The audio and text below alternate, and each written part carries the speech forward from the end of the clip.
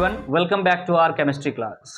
हम लोग atomic structure complete करने के बाद पीरियोडिक टेबल पढ़ रहे थे और उस पीरियोडिक टेबल में हमने कई सारे सेशंस आपका लिया। लास्ट क्लास जो हमारा सेशन था वो एटॉमिक रेडियस पर बेस्ड था, जिसमें हमने different types of atomic radius like covalent radius, ionic radius and van der Waals radius के बारे में डिस्कस किया, जो कि किसी भी एलिमेंट का एक प्रॉपर्टी था। आज एक और प्रॉपर्टी की तरफ हम आगे बढ़ रहे हैं, दैट इज आयनाइजेशन पोटेंशियल और आयनाइजेशन एनर्जी। कभी कभी किसी बुक में आपको आयनाइजेशन एंथैल्पी का भी नाम मिलेगा, लेकिन वो एक स्पेशल केस है, हम यहां डिस्कस करेंगे तो आपको समझ में आएगा। तो चलिए आज का सेशन स्टार्ट कर रहे हैं from the topic ionisation potential और आयनाइजेशन एनर्जी। सवाल अब हमारे पास ये है कि ये प्रॉपर्टी है क्या, ये प्रॉपर्टी को पढ़ते क्यों हैं, है ना। सबसे इंपॉर्टेंट बात बीइंग अ स्टूडेंट आपको यह समझना चाहिए कि why we are going to learn this.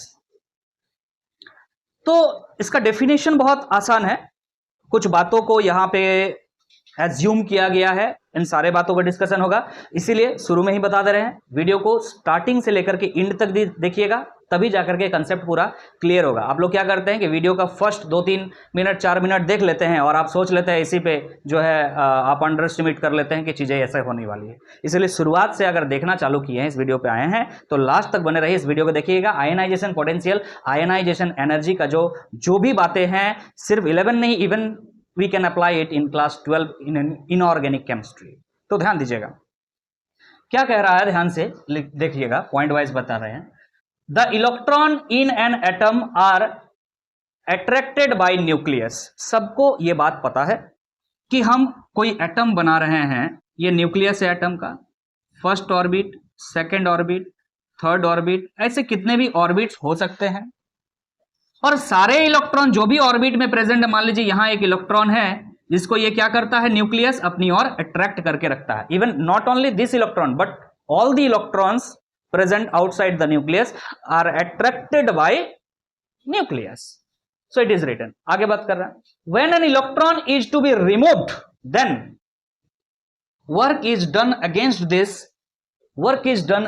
this nuclear attraction। ये जो है अट्रैक्शन, इसे क्या कह रहे हैं, न्यूक्लियर अट्रैक्शन, जिसे आप क्या कह सकते हो, न्यूक्लियर चार्ज भी ऑलरेडी आप पढ़ चुके हो, जिसे आप Z से रिप्रेजेंट करते थे। आपको पता है इस इलेक्ट्रॉन को न्यूक्लियस अपनी ओर अट्रैक्ट करके रखना है, और आपके मन में यह विचार आया कि I have to remove this electron from this atom, then how it is possible. So this is the concept behind ionisation potential and और आयोनाइजेशन एनर्जी। मतलब आपके पास एक एटम है, उसमें ढेर सारे इलेक्ट्रॉन है, आपका मन है उसमें से एक इलेक्ट्रॉन बाहर निकाला जाए, तो आपका मन के हिसाब से तो ये चलेगा नहीं। आपका पॉकेट तो है नहीं कि पॉकेट में हाथ डाला और इलेक्ट्रॉन निकाल लिया। एटम खुद ही एक बहुत छोटा पार्टिकल है और उसके अंदर में इलेक्ट्रॉन है, तो कैसे हाथ डाल के निकालिएगा।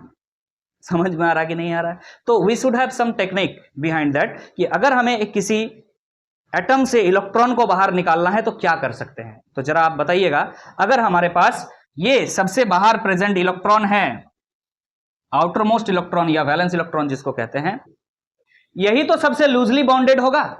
इसके पास जितने इलेक्ट्रॉन्स होंगे उसको तो न्यूक्लियस और जोर से खींच के रखा होगा, जितना डिस्टेंस बढ़ेगा उतना अट्रैक्शन कम होगा, तो सबसे लूजली बाउंडेड यही है। और हमारा अब पर्पस क्या है, हमारा पर्पस है इस टॉपिक में कि इस इलेक्ट्रॉन को क्या करना है, बाहर करना है, रिमूव करना है। इस एटम से इस इलेक्ट्रॉन को बाहर लेके जाना है, तो क्या करना होगा, समझ में आ रहा है कि नहीं आ रहा। लिख रहा है an electron, when an electron is to be removed then, अगर हमें इस इलेक्ट्रॉन को बाहर निकालना है, then work is done against this nuclear attraction. अपने आप तो निकल नहीं जाएगा, you have to work against this attraction. ये जो अट्रैक्शन है इसके अगेंस्ट आपको वर्क करना होगा। मतलब इधर अगर फोर्स लगा हुआ है तो आपको इधर फोर्स लगा के निकालना होगा, अगेंस्ट में आपको वर्क करना होगा। समझ में आ रहा है कि नहीं आ रहा है, क्लियर है कि नहीं है। ठीक है, आगे बढ़ते हैं।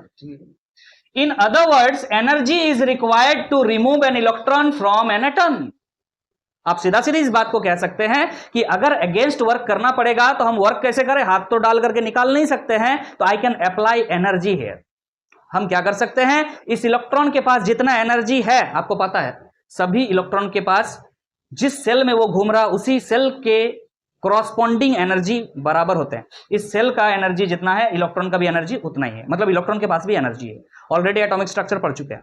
सो अगर हम इस इलेक्ट्रॉन को किसी तरह इससे ज्यादा एनर्जी दे पाए तो ये क्या करेगा, अपने सेल को या ऑर्बिट को छोड़ करके बाहर निकल के चला जाएगा। सो दिस में बी अ टेक्निक। क्लियर है कि नहीं? तो क्या कह रहे हैं शुरुआत में कि हमें इस अट्रैक्शन फोर्स के अगेंस्ट वर्क करना होगा। आप इसको अलग तरीके से ये कह सकते हैं कि हम अगर किसी तरह इस इलेक्ट्रॉन को एनर्जी दे पाए तो ये इलेक्ट्रॉन अपने सेल को छोड़ करके बाहर निकल जाएगा। तो यहां पर बात यही है, यहां पर बात यही है कि हमें एक एनर्जी क्या करना पड़ रहा है, यहां पर एनर्जी देना पड़ रहा है। Energy is added hair.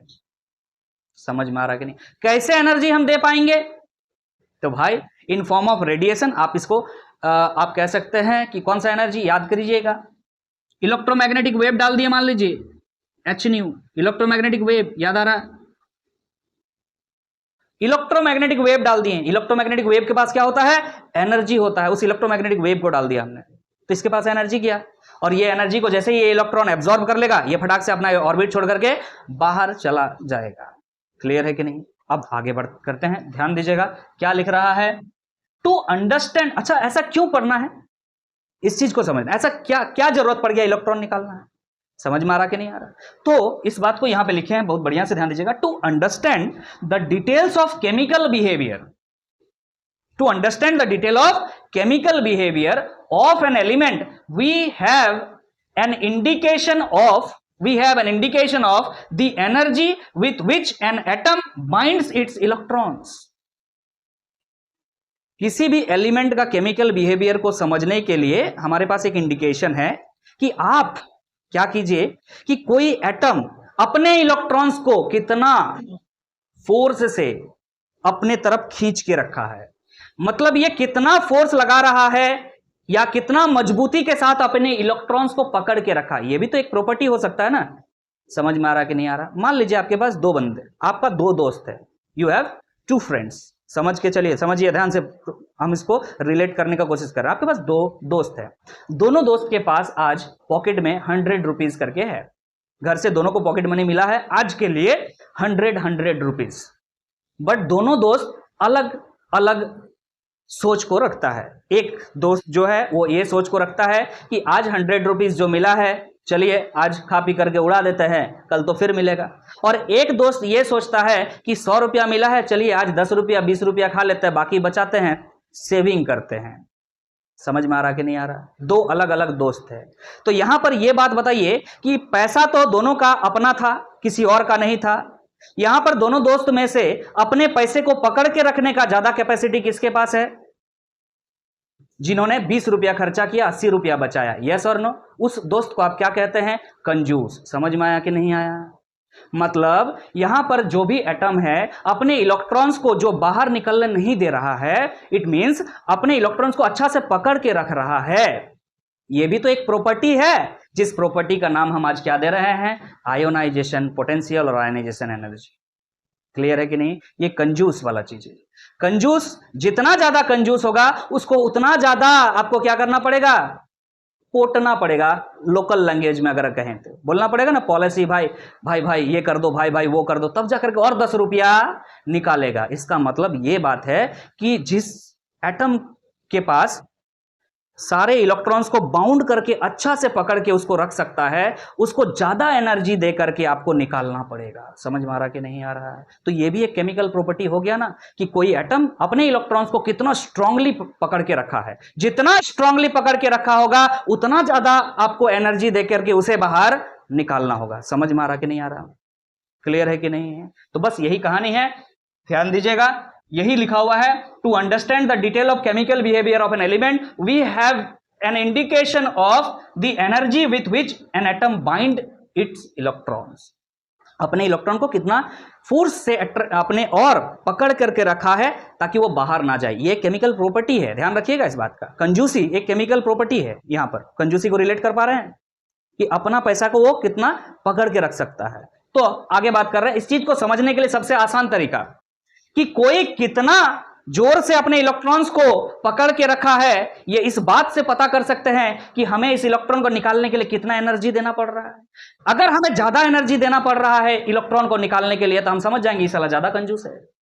नहीं समझ में आ रहा है? अगर ज्यादा हमको अपने फ्रेंड को समझाना बुझाना पड़ रहा है, मतलब एनर्जी देना पड़ रहा है, और तब इलेक्ट्रॉन निकल रहा है, इसका मतलब ये इलेक्ट्रॉन अच्छा खासा फोर्स के साथ, अच्छा खासा बाइंड के साथ इलेक्ट्रॉन को पकड़ के रखा है।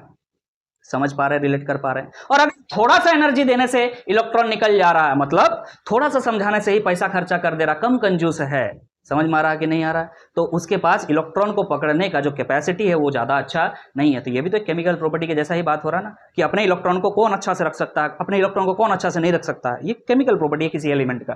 तो आगे बात करते हैं। तो ध्यान दीजिएगा क्या लिख रहा है, this is obtained by the measurement of ionization potential. अभी जस्ट मैंने बताया कि कैसे इस बात को आप कैलकुलेट कर सकते हैं कि कोई एटम अपने इलेक्ट्रॉन्स को कितना जोर से पकड़ के रखा है। तो आप इस तरह से इसको पता कर सकते हैं कि आप एनर्जी दीजिए, अगर थोड़ा एनर्जी देकर के इलेक्ट्रॉन निकल जा रहा तो आप क्या समझिएगा कि अच्छा से पकड़ के नहीं रखा था। अगर बहुत ज्यादा एनर्जी लग रहा है इस इलेक्ट्रॉन को निकालने में तो आप समझ जाइएगा कि ये अपने इलेक्ट्रॉन्स को अच्छा खासा बाइंडिंग फोर्स से या अट्रैक्शन फोर्स से पकड़ के रखा है। क्लियर है कि नहीं है? तो क्या निकालना पड़ेगा आपको? एनर्जी। कि कौन सा एनर्जी? ना आपने कितना एनर्जी दिया, और ये जो एनर्जी है जितना आपको देना पड़ता है उसी को क्या कहते हैं? आयोनाइजेशन एनर्जी या आयोनाइजेशन पोटेंशियल। क्लियर है कि नहीं? ध्यान से देखिएगा, डेफिनेशन पढ़ रहे हैं, लिखा हुआ है क्या?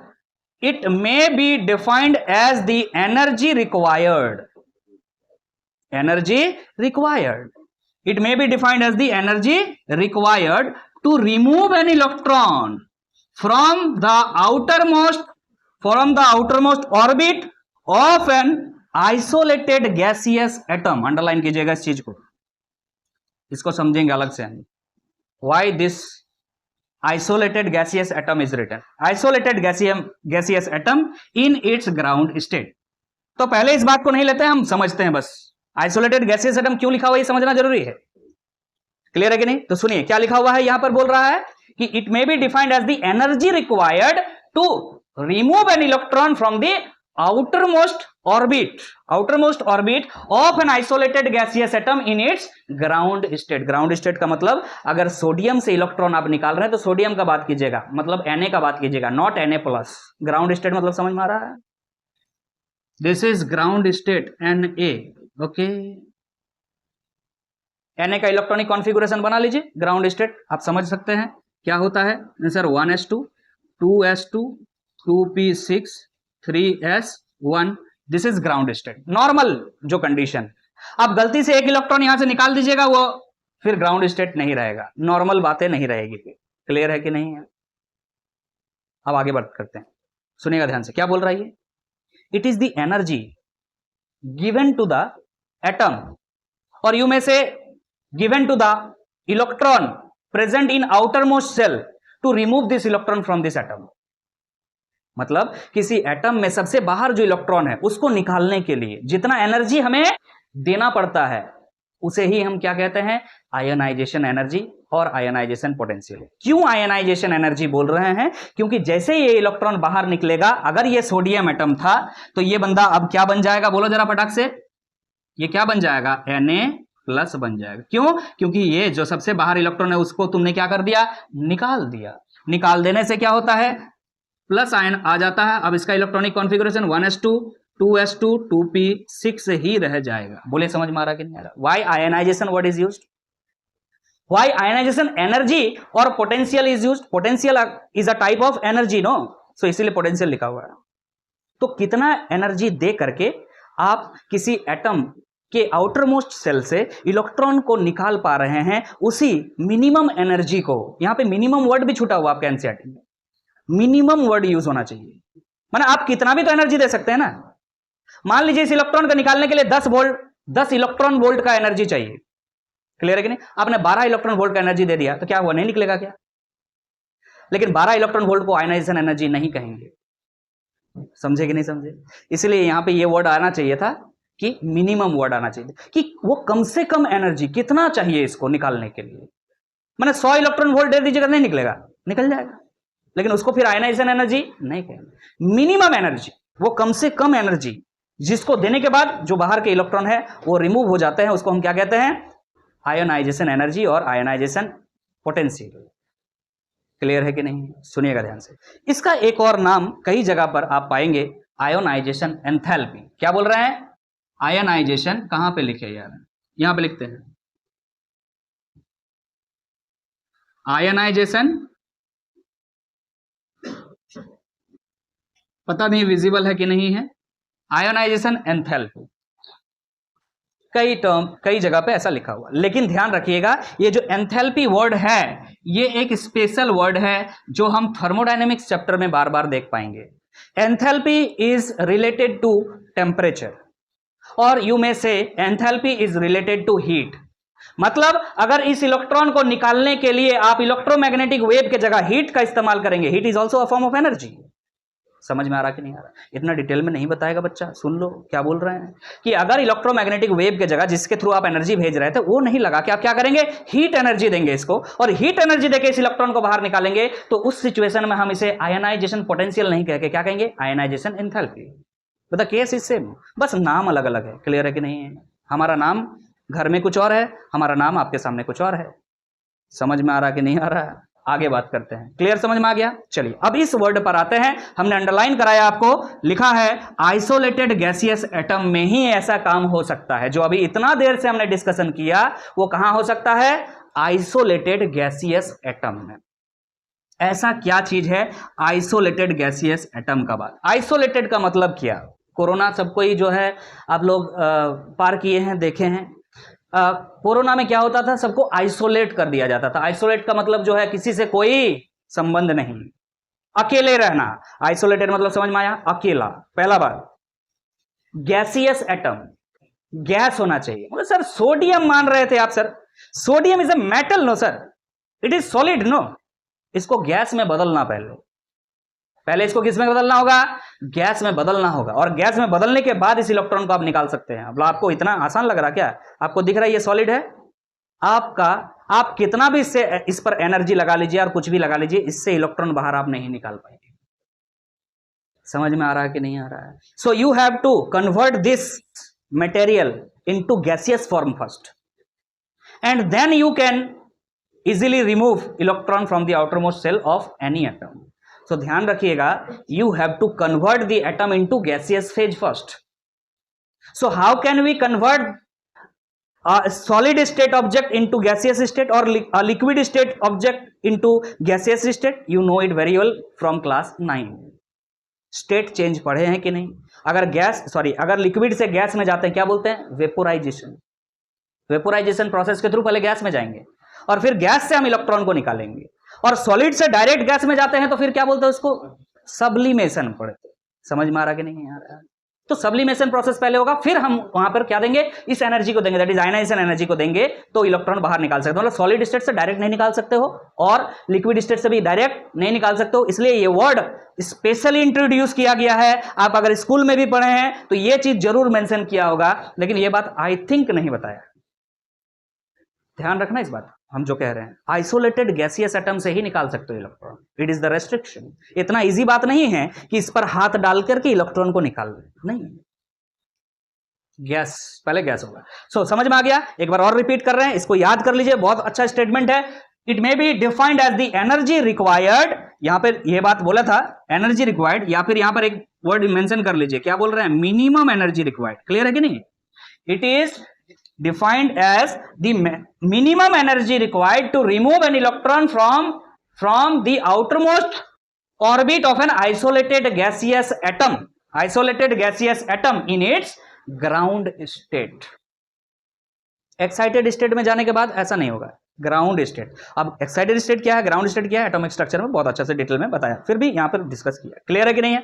अब हमें यह बात समझ में आ गया सर, ये एक एनर्जी है जिसे हमें देना होता है किसी गैस को, गैसियस एटम को, और वो ऐसा एटम जो अकेले है, किसी के साथ है वो नहीं चलेगा, आइसोलेटेड होना चाहिए।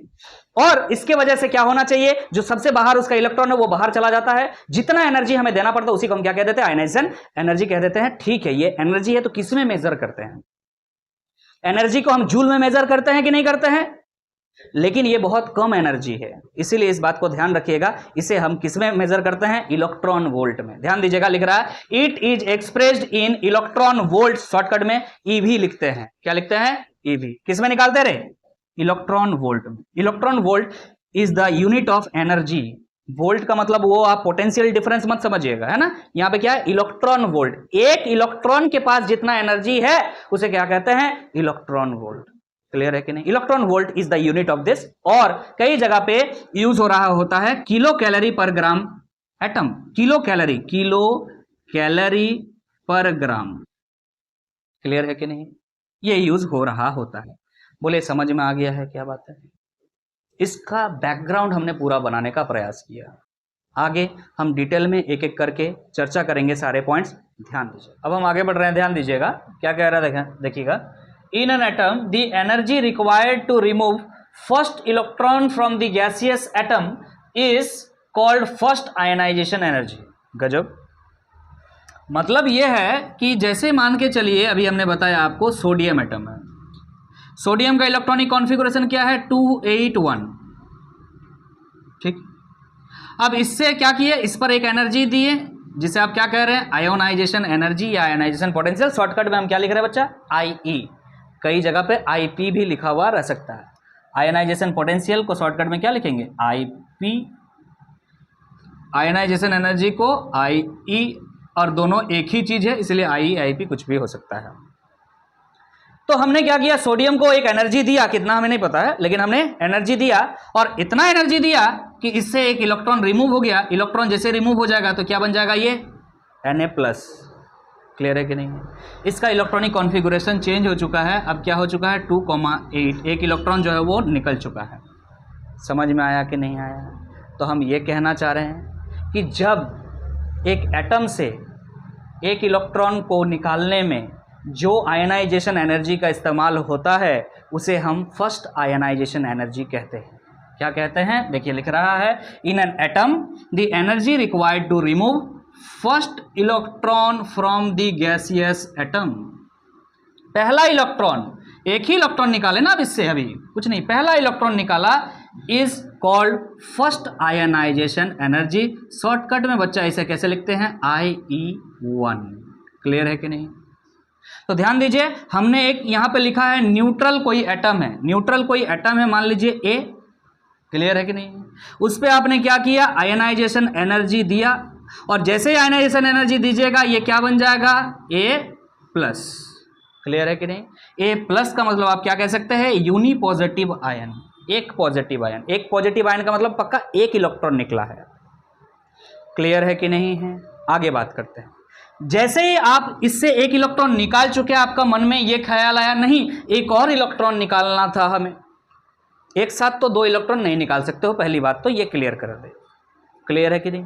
तो जैसे ही आपने एक इलेक्ट्रॉन निकाला, एक और इलेक्ट्रॉन निकालने का जरूरत पड़ा, तो चूंकि आप A+ को अभी क्या कह रहे थे? यूनी पॉजिटिव आयन, उससे एक और इलेक्ट्रॉन निकालिएगा, मतलब आपको फिर से आयनाइजेशन एनर्जी इसमें देना पड़ेगा, और आप इससे इलेक्ट्रॉन जैसे निकालिएगा ये क्या बन जाएगा? A2+, जिसे आप क्या कह रहे हैं? By positive ion. बोले क्लियर है कि नहीं? अब आपसे मेरा यह सवाल है कि आपने पहला बार जो आयनाइजेशन एनर्जी दिया, जिसे IE1 कह रहे हैं, आपने दूसरा बार जो आयनाइजेशन एनर्जी दिया उसे हम क्या कहेंगे यार? इसे क्या कहते थे? First ionization energy. तो इसे क्या कहेंगे? Second ionization energy. समझ में आ रहा कि नहीं आ रहा? दिस इज फर्स्ट आयनाइजेशन, यहां लिख दिए, कोई दिक्कत है? IE1 मतलब फर्स्ट आयनाइजेशन एनर्जी, I2 का मतलब सेकंड आयनाइजेशन एनर्जी। समझ में आया?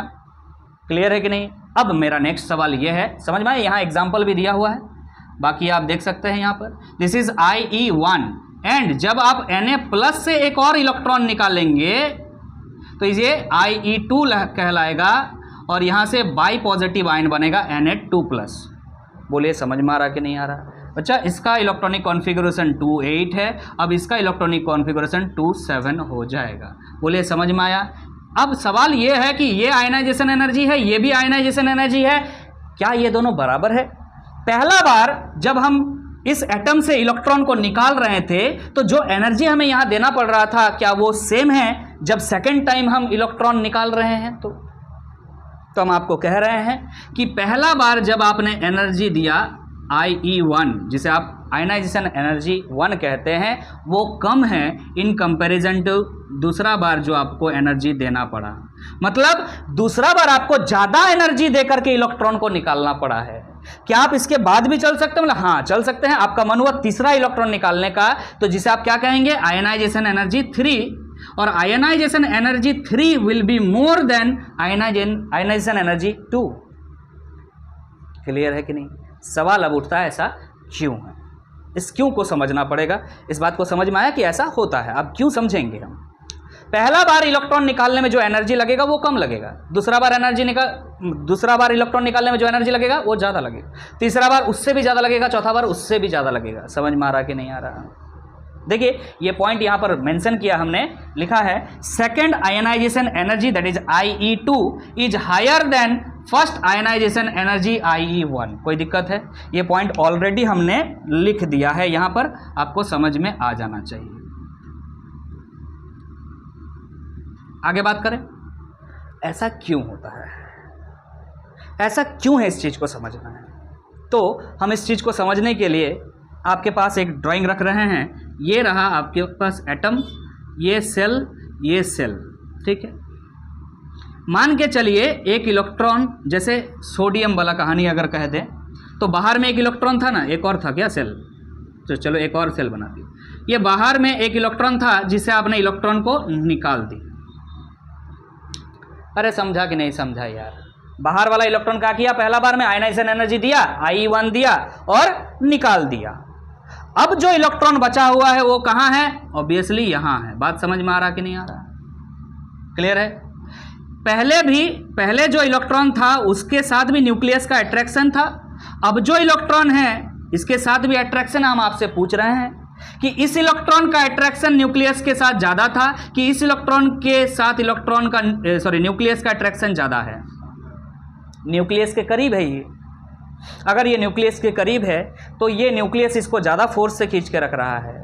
अगर इसको ज़्यादा फोर्स से खींच के रख रहा है, पहले दूर में था, कम फोर्स से खींचा था तो थोड़ा एनर्जी दिया था तो निकल गया था। लेकिन अब चूंकि न्यूक्लियस के पास है तो ज़्यादा फोर्स से खींच के रखा है, ज़्यादा फोर्स से खींच के रखा है तो ज़्यादा एनर्जी देना पड़ेगा, तब जाके इलेक्ट्रॉन निकलेगा। समझ में आया कि नहीं आया?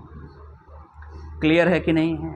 तो इस बात का भी ध्यान रखिए और अलग तरीके से भी इस चीज़ को समझ सकते हैं। जैसे ही आपने एक इलेक्ट्रॉन निकाल दिया तो याद कीजिए न्यूक्लियर चार्ज बढ़ गया कि नहीं बढ़ गया? पहले बताइए जरा, सोडियम का अगर हम नॉर्मल बात करें तो सोडियम में कितने इलेक्ट्रॉन हैं? 11 इलेक्ट्रॉन है, और प्रोटॉन भी कितना है? 11 है। क्लियर है कि नहीं? Z/E याद कीजिए, Z/E, Z मतलब हो गया एटॉमिक नंबर या नंबर ऑफ प्रोटॉन, और E मतलब इलेक्ट्रॉन। तो बताइए जरा, सोडियम का बात हो रहा है, सोडियम में कितना एटॉमिक नंबर? 11 है। इलेक्ट्रॉन अभी कितना है सर? बोलो रे, 11 है। सेम है। जैसे आपने इससे एक इलेक्ट्रॉन निकाला, क्या हो गया सर? एटॉमिक नंबर तो जो कि वही रहा, लेकिन इलेक्ट्रॉन क्या हो चुका है? 10 हो चुका है।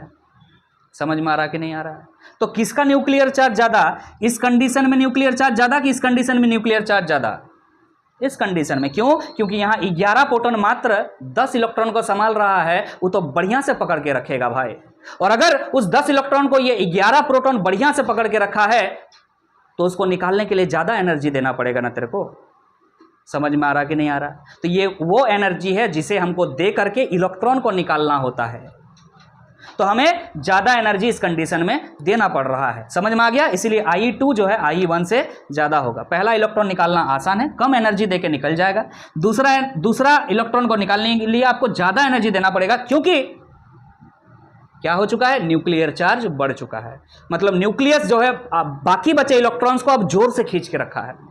इस चीज को लिखा हुआ है यहाँ पे, ध्यान से पढ़िएगा क्या लिख रहा है। बिकॉज यूनिपॉजिटिव आयन, जैसे ही यूनिपॉजिटिव आयन ये बन गया, या यहां पर देखिए यूनिपॉजिटिव आयन बन गया, because unipositive ion left after the removal of 1 electron from the atom.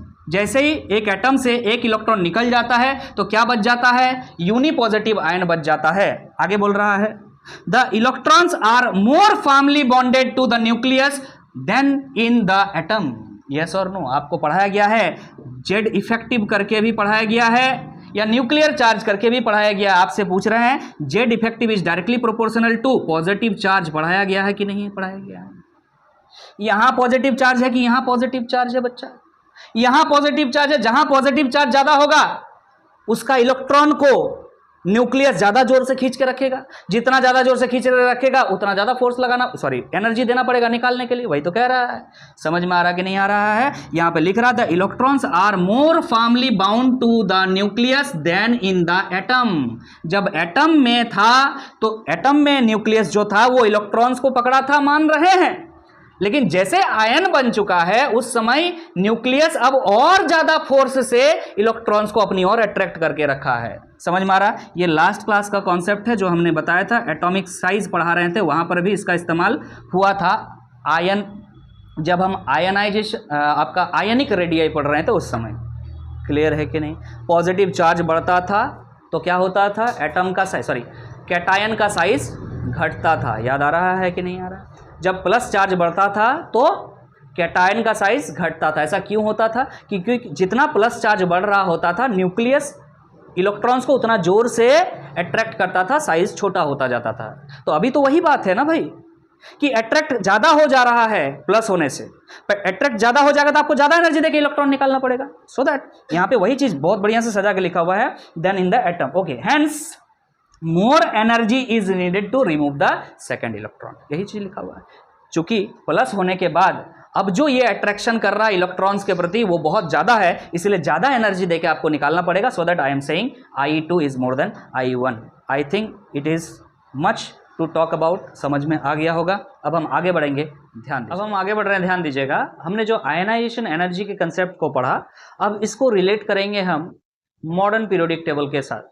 तो देखिएगा लिखा हुआ है variation of ionization energy in periodic table. Periodic table में हम जब लेफ्ट से राइट में चलते हैं, मतलब अकॉर्डिंग टू पीरियड चलते हैं, या टॉप टू बॉटम चलते हैं, मतलब ग्रुप वाइज चलते हैं, तो आयनाइजेशन एनर्जी में क्या वेरिएशन या चेंजेस आते हैं उसको हमें समझना है। तो पहले हमने ग्रुप के बारे में लिखा है, ध्यान दीजिएगा। Ionization energy decreases in a group as the atomic number increases. Let us suppose कि एक हम ग्रुप ले लेते हैं बच्चा लोग, जैसे हम ले लेते हैं, अगर फर्स्ट ग्रुप ही ले लिया जाए तो आप लिख सकते हैं lithium, sodium, potassium, rubidium, caesium, francium. Hydrogen को हमने छोड़ दिया, ठीक है, बाकी मेटल्स को हमने लिखा है। हम कह रहे हैं कि एटॉमिक नंबर इंक्रीज हो रहा है टॉप टू बॉटम। हमको पता है, ऑलरेडी पढ़ाया हुआ है कि एटॉमिक नंबर पता है कि नहीं है। लिथियम का 3, सोडियम का 11, इसका क्या पोटेशियम का किसी बच्चे को नहीं पता है, तो क्या ऐड करना होता है 11 में? 8 ऐड करना होता है 19। अगर किसी बच्चे को नहीं पता है ना, मैजिक नंबर्स करके जो है आपका बहुत बढ़िया से वो थंबनेल भी लगा हुआ है, जाकर के चेक कर लीजिएगा, यही प्लेलिस्ट में मिलेगा आप लोगों को, ठीक है। अच्छा, यहाँ पे आपने 8 ऐड किया तो 11 आ गया, 11 में 8 ऐड किया तो 19 आ गया। अब रुबिडियम में जाने के लिए क्या ऐड करना होगा? 18 ऐड करेंगे तो 18 2 36, 37 आ जा रहा है रुबिडियम का। अब इसमें क्या ऐड करना, फिर 30, फिर से 18 ऐड करेंगे, फिर से 18 ऐड करेंगे तो कितना आ जाएगा? 7 14 15 5 17 में 1, मतलब 55। क्या हो जाएगा सीजियम का? 55। अब 32 ऐड करना होता है, कितना आ जाएगा? 7 5 6 7 8 87। These are the atomic numbers. Directly आप याद कर सकते हैं, हमें नहीं याद है, हम सिर्फ वो जो ट्रिक आपने सीखा है उसको लगाया यहाँ पे, मैजिक नंबर्स। क्लियर है कि नहीं? आप आराम से सर्च कर सकते हैं magic numbers in periodic table by Vivek sir लिख करके। ध्यान दीजिएगा, विवेक सर में बी जो है बी है, बी फॉर बॉल, भी मत लिखिएगा, तब आ जाएगा ये वाला बात। तो आगे बात करते हैं हम। कह रहा है ये कि जब हम टॉप टू बॉटम चलते हैं, ग्रुप वाइज चलते हैं, तो कह रहा बच्चा कि आयनाइजेशन एनर्जी क्या होता है? आयनाइजेशन एनर्जी क्या होता है? डिक्रीज करता है। मतलब हमें यहां से इलेक्ट्रॉन निकालना ज्यादा टफ है, यहां से इलेक्ट्रॉन निकालना आसान है। समझ में आ रहा? आयनाइजेशन एनर्जी कम होता जाना मतलब कि यहां पे थोड़ा सा एनर्जी देंगे इलेक्ट्रॉन निकल जाएगा, यही बोलना चाह रहा है ना। आयनाइजेशन एनर्जी का मतलब क्या है कि कितना एनर्जी देना पड़ेगा। तो शुरुआत में आपको इलेक्ट्रॉन निकालने के लिए ज्यादा एनर्जी देना पड़ेगा, फिर थोड़ा सा कम, फिर थोड़ा सा कम, और करते करते कम होता जाएगा। इसके पीछे कारण क्या है समझते हैं। क्लियर है कि नहीं है? कि टॉप टू बॉटम जब चलते हैं हम तो आयनाइजेशन एनर्जी क्या होता है? घटता है। But why it is so? तो ध्यान दीजिएगा, लिख रहा है as the size of atom increases. आपको पता है जब हम टॉप टू बॉटम चलते हैं तो साइज क्या होगा? बोलो जरा। साइज ऑफ एटम डिक्रीजेस कि increases? Sir top to bottom जब चलते हैं तो साइज बढ़ता है। सवाल ये हो सकता है कि क्यों बढ़ता है? क्योंकि नंबर ऑफ सेल बढ़ते हैं, है कि नहीं? लिथियम में अगर आप ध्यान दें, this is the nucleus. Lithium में 1s2 उसके बाद क्या होता है 2s1, 2 ही सेल है। लेकिन सोडियम में क्या हो जाता है, टोटल 3 सेल हो जाता है, 1 सेल, 2 सेल और 3 सेल। तो आपको सेल का नंबर बढ़ जाने के कारण क्या होता है, साइज बढ़ते जाते हैं। अगर साइज बढ़ता जाएगा तो आप कह सकते हैं, लिखा हुआ है the outer electron becomes further away from the nucleus. ध्यान से देखिएगा, यहां पर ये एक एटम है और यहां पर मान के चलिए यहां पर ये एक एटम है और यहां पर बना रहे हैं, ध्यान दीजिएगा, यहां पर ये एक एटम है,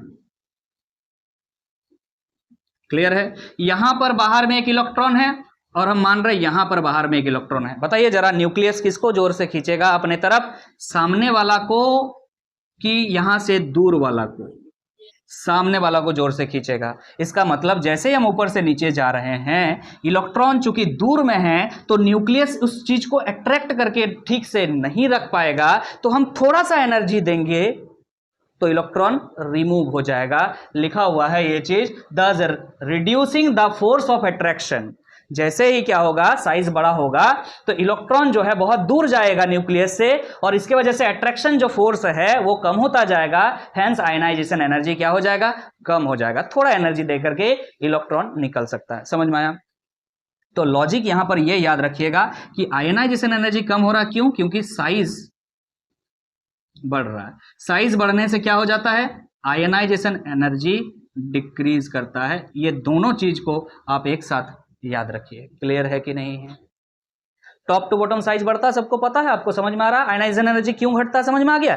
थोड़ा सा एनर्जी देने से ही निकल जाएगा, क्योंकि साइज बड़ा हो चुका है, बाहर के इलेक्ट्रॉन्स बहुत दूर जा चुके हैं न्यूक्लियस से। अब थोड़ा सा एनर्जी दीजिए, निकालिए आराम से। क्लियर है कि नहीं? जस्ट इसके अपोजिट ध्यान दीजिएगा, जब हम लेफ्ट टू राइट पीरियड में चलते हैं उसके बारे में बात कर रहे हैं। Ionization energy along a period with increasing atomic number क्या होता है, इंक्रीज करता है। आयनाइजेशन एनर्जी क्या होता है इसमें, इंक्रीज करता है। लेकिन ionization energy increases along a period with increasing atomic number. Atomic number तो बढ़ता जाता है, लेफ्ट टू राइट चलिए चाहे टॉप टू बॉटम चलिए, एटॉमिक नंबर तो बढ़ेगा, लेकिन एटॉमिक नंबर बढ़ने के साथ साथ साइज भी इंपैक्ट करता है, आपको पता होना चाहिए। चलिए एक एग्जांपल ले लेते हैं, सेकंड पीरियड ले लेते हैं, जैसे lithium, beryllium, boron, carbon, nitrogen, oxygen, fluorine, even neon. इस सिचुएशन में हमने देखिए, हमने इनर्ट गैस को भी लिया है। आप अगर एटॉमिक साइज पर याद करें वो टॉपिक, तो हमने इनर्ट गैसेस को हटा दिया था और बोल दिया था इनर्ट गैसेस का साइज सबसे बड़ा होता है अलोंग द पीरियड, सबसे ऊपर लेके आ गया था। क्लियर है कि नहीं? चलिए इस पर डिस्कस करते हैं। तो जब हम लेफ्ट टू राइट चल रहे होते हैं, आपको पता है ना साइज क्या होता है बच्चा, साइज क्या होता है, घटता है। क्यों घटता है? क्योंकि जब बढ़ता है, जब इफेक्टिव न्यूक्लियर चार्ज बढ़ने के कारण क्या होता है, लेफ्ट टू राइट क्या होता है, साइज घटने लगता है। हमने यहां पे बताया, जैसे साइज बढ़ेगा तो आयनाइजेशन एनर्जी घटेगा, अगर साइज घटेगा तो आयनाइजेशन एनर्जी बढ़ेगा। तो एक बार फिर भी हम इस चीज को डिबेट करेंगे, चिंता की बात नहीं है, डिबेटेबल बात है। यहां पर आयनाइजेशन एनर्जी क्या होगा बोल रहा है, बढ़ेगा, याद रहेगा। वैसे याद रखने की बात है क्या, कि आयनाइजेशन एनर्जी बढ़ता है जब हम पीरियड में लेफ्ट टू राइट चलते हैं। क्लियर है कि नहीं? तो ध्यान दीजिएगा क्या कह रहा है इसके पीछे का कारण, जैसे वहां पे समझाए यहां पे भी वही समझाएंगे। यहां कह रहा है as the size of atom decreases, जब हम लेफ्ट टू राइट चलते हैं क्या होता है, साइज घटता है। जैसे साइज घटता जाएगा, समझो ध्यान से, साइज जैसे जैसे घटता जाएगा तो जो बाहर के इलेक्ट्रॉन है और जो न्यूक्लियस का डिस्टेंस है, दोनों के बीच का जो डिस्टेंस है धीरे धीरे कम होता जाएगा। और जितना डिस्टेंस कम होता जाएगा, फोर्स ऑफ अट्रैक्शन उतना ज्यादा होता जाएगा, और जितना ज्यादा फोर्स ऑफ अट्रैक्शन होता जाएगा उतना ज्यादा एनर्जी देकर हम इलेक्ट्रॉन को निकालना पड़ेगा। समझ में आ रहा कि नहीं आ रहा? इलेक्ट्रॉन को जितना ज्यादा फोर्स से न्यूक्लियस खींच के रखेगा, हमें उतना ज्यादा एनर्जी देकर के उस इलेक्ट्रॉन को निकालना पड़ेगा। दैट इज आयनाइजेशन एनर्जी क्या हो जाएगा, बढ़ जाएगा। तो यहां इलेक्ट्रॉन निकालना आसान है कि यहां इलेक्ट्रॉन निकालना आसान है? लेफ्ट टू राइट चल रहे हैं, क्या हो जाएगा, आयनाइजेशन एनर्जी बढ़ रहा है। यहां से इलेक्ट्रॉन निकालना सबसे टफ है, यहां तक का भी बात करें तो भी। अच्छा ऑर्डर लिख लो ना, कोई दिक्कत नहीं है। सबसे ज्यादा आयनाइजेशन एनर्जी कहां पर होगा, नियोन में, फिर फ्लोरीन, फिर ऑक्सीजन, फिर नाइट्रोजन, फिर कार्बन, फिर बोरॉन, फिर बेरिलियम, फिर लिथियम। माने लिथियम में सबसे कम आयनाइजेशन एनर्जी लगेगा, सबसे ज्यादा किसमें लगेगा, नियोन में। चलिए इसके लिए एक स्पेशल बात और करेंगे हम।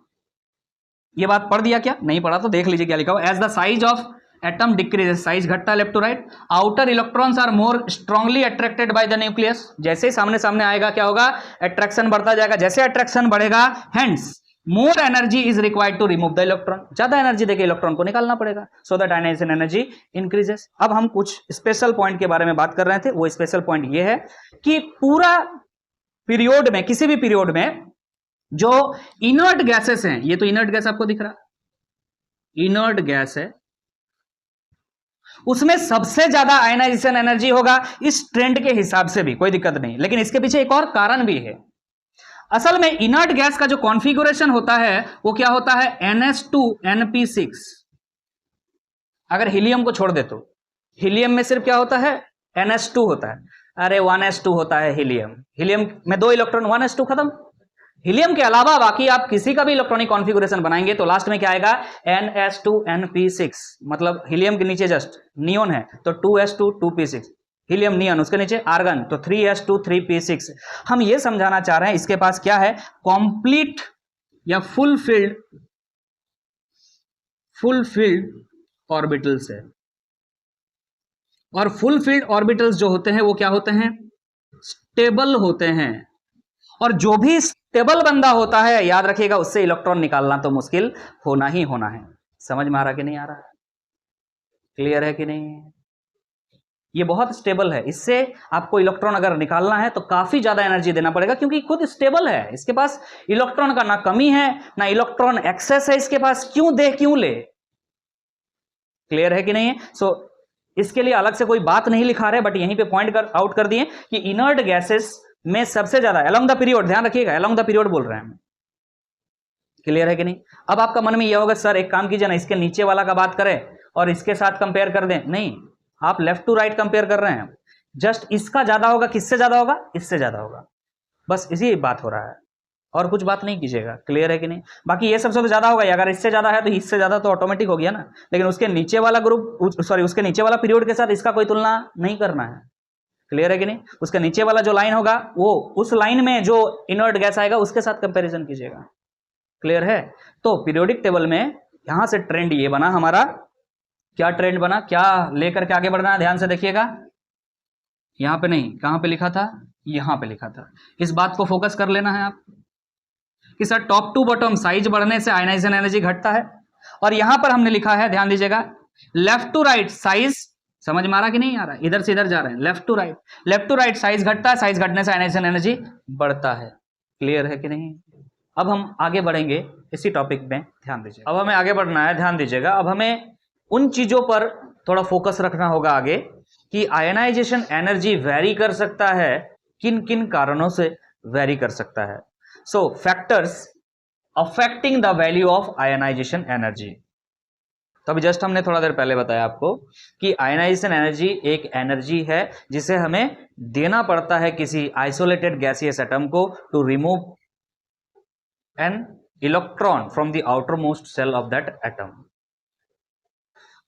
तो एक अमाउंट ऑफ एनर्जी है, किस में निकालते हैं, इलेक्ट्रॉन वोल्ट में निकालते हैं या किलो कैलोरी पर ग्राम एटम पे निकाला जाता है।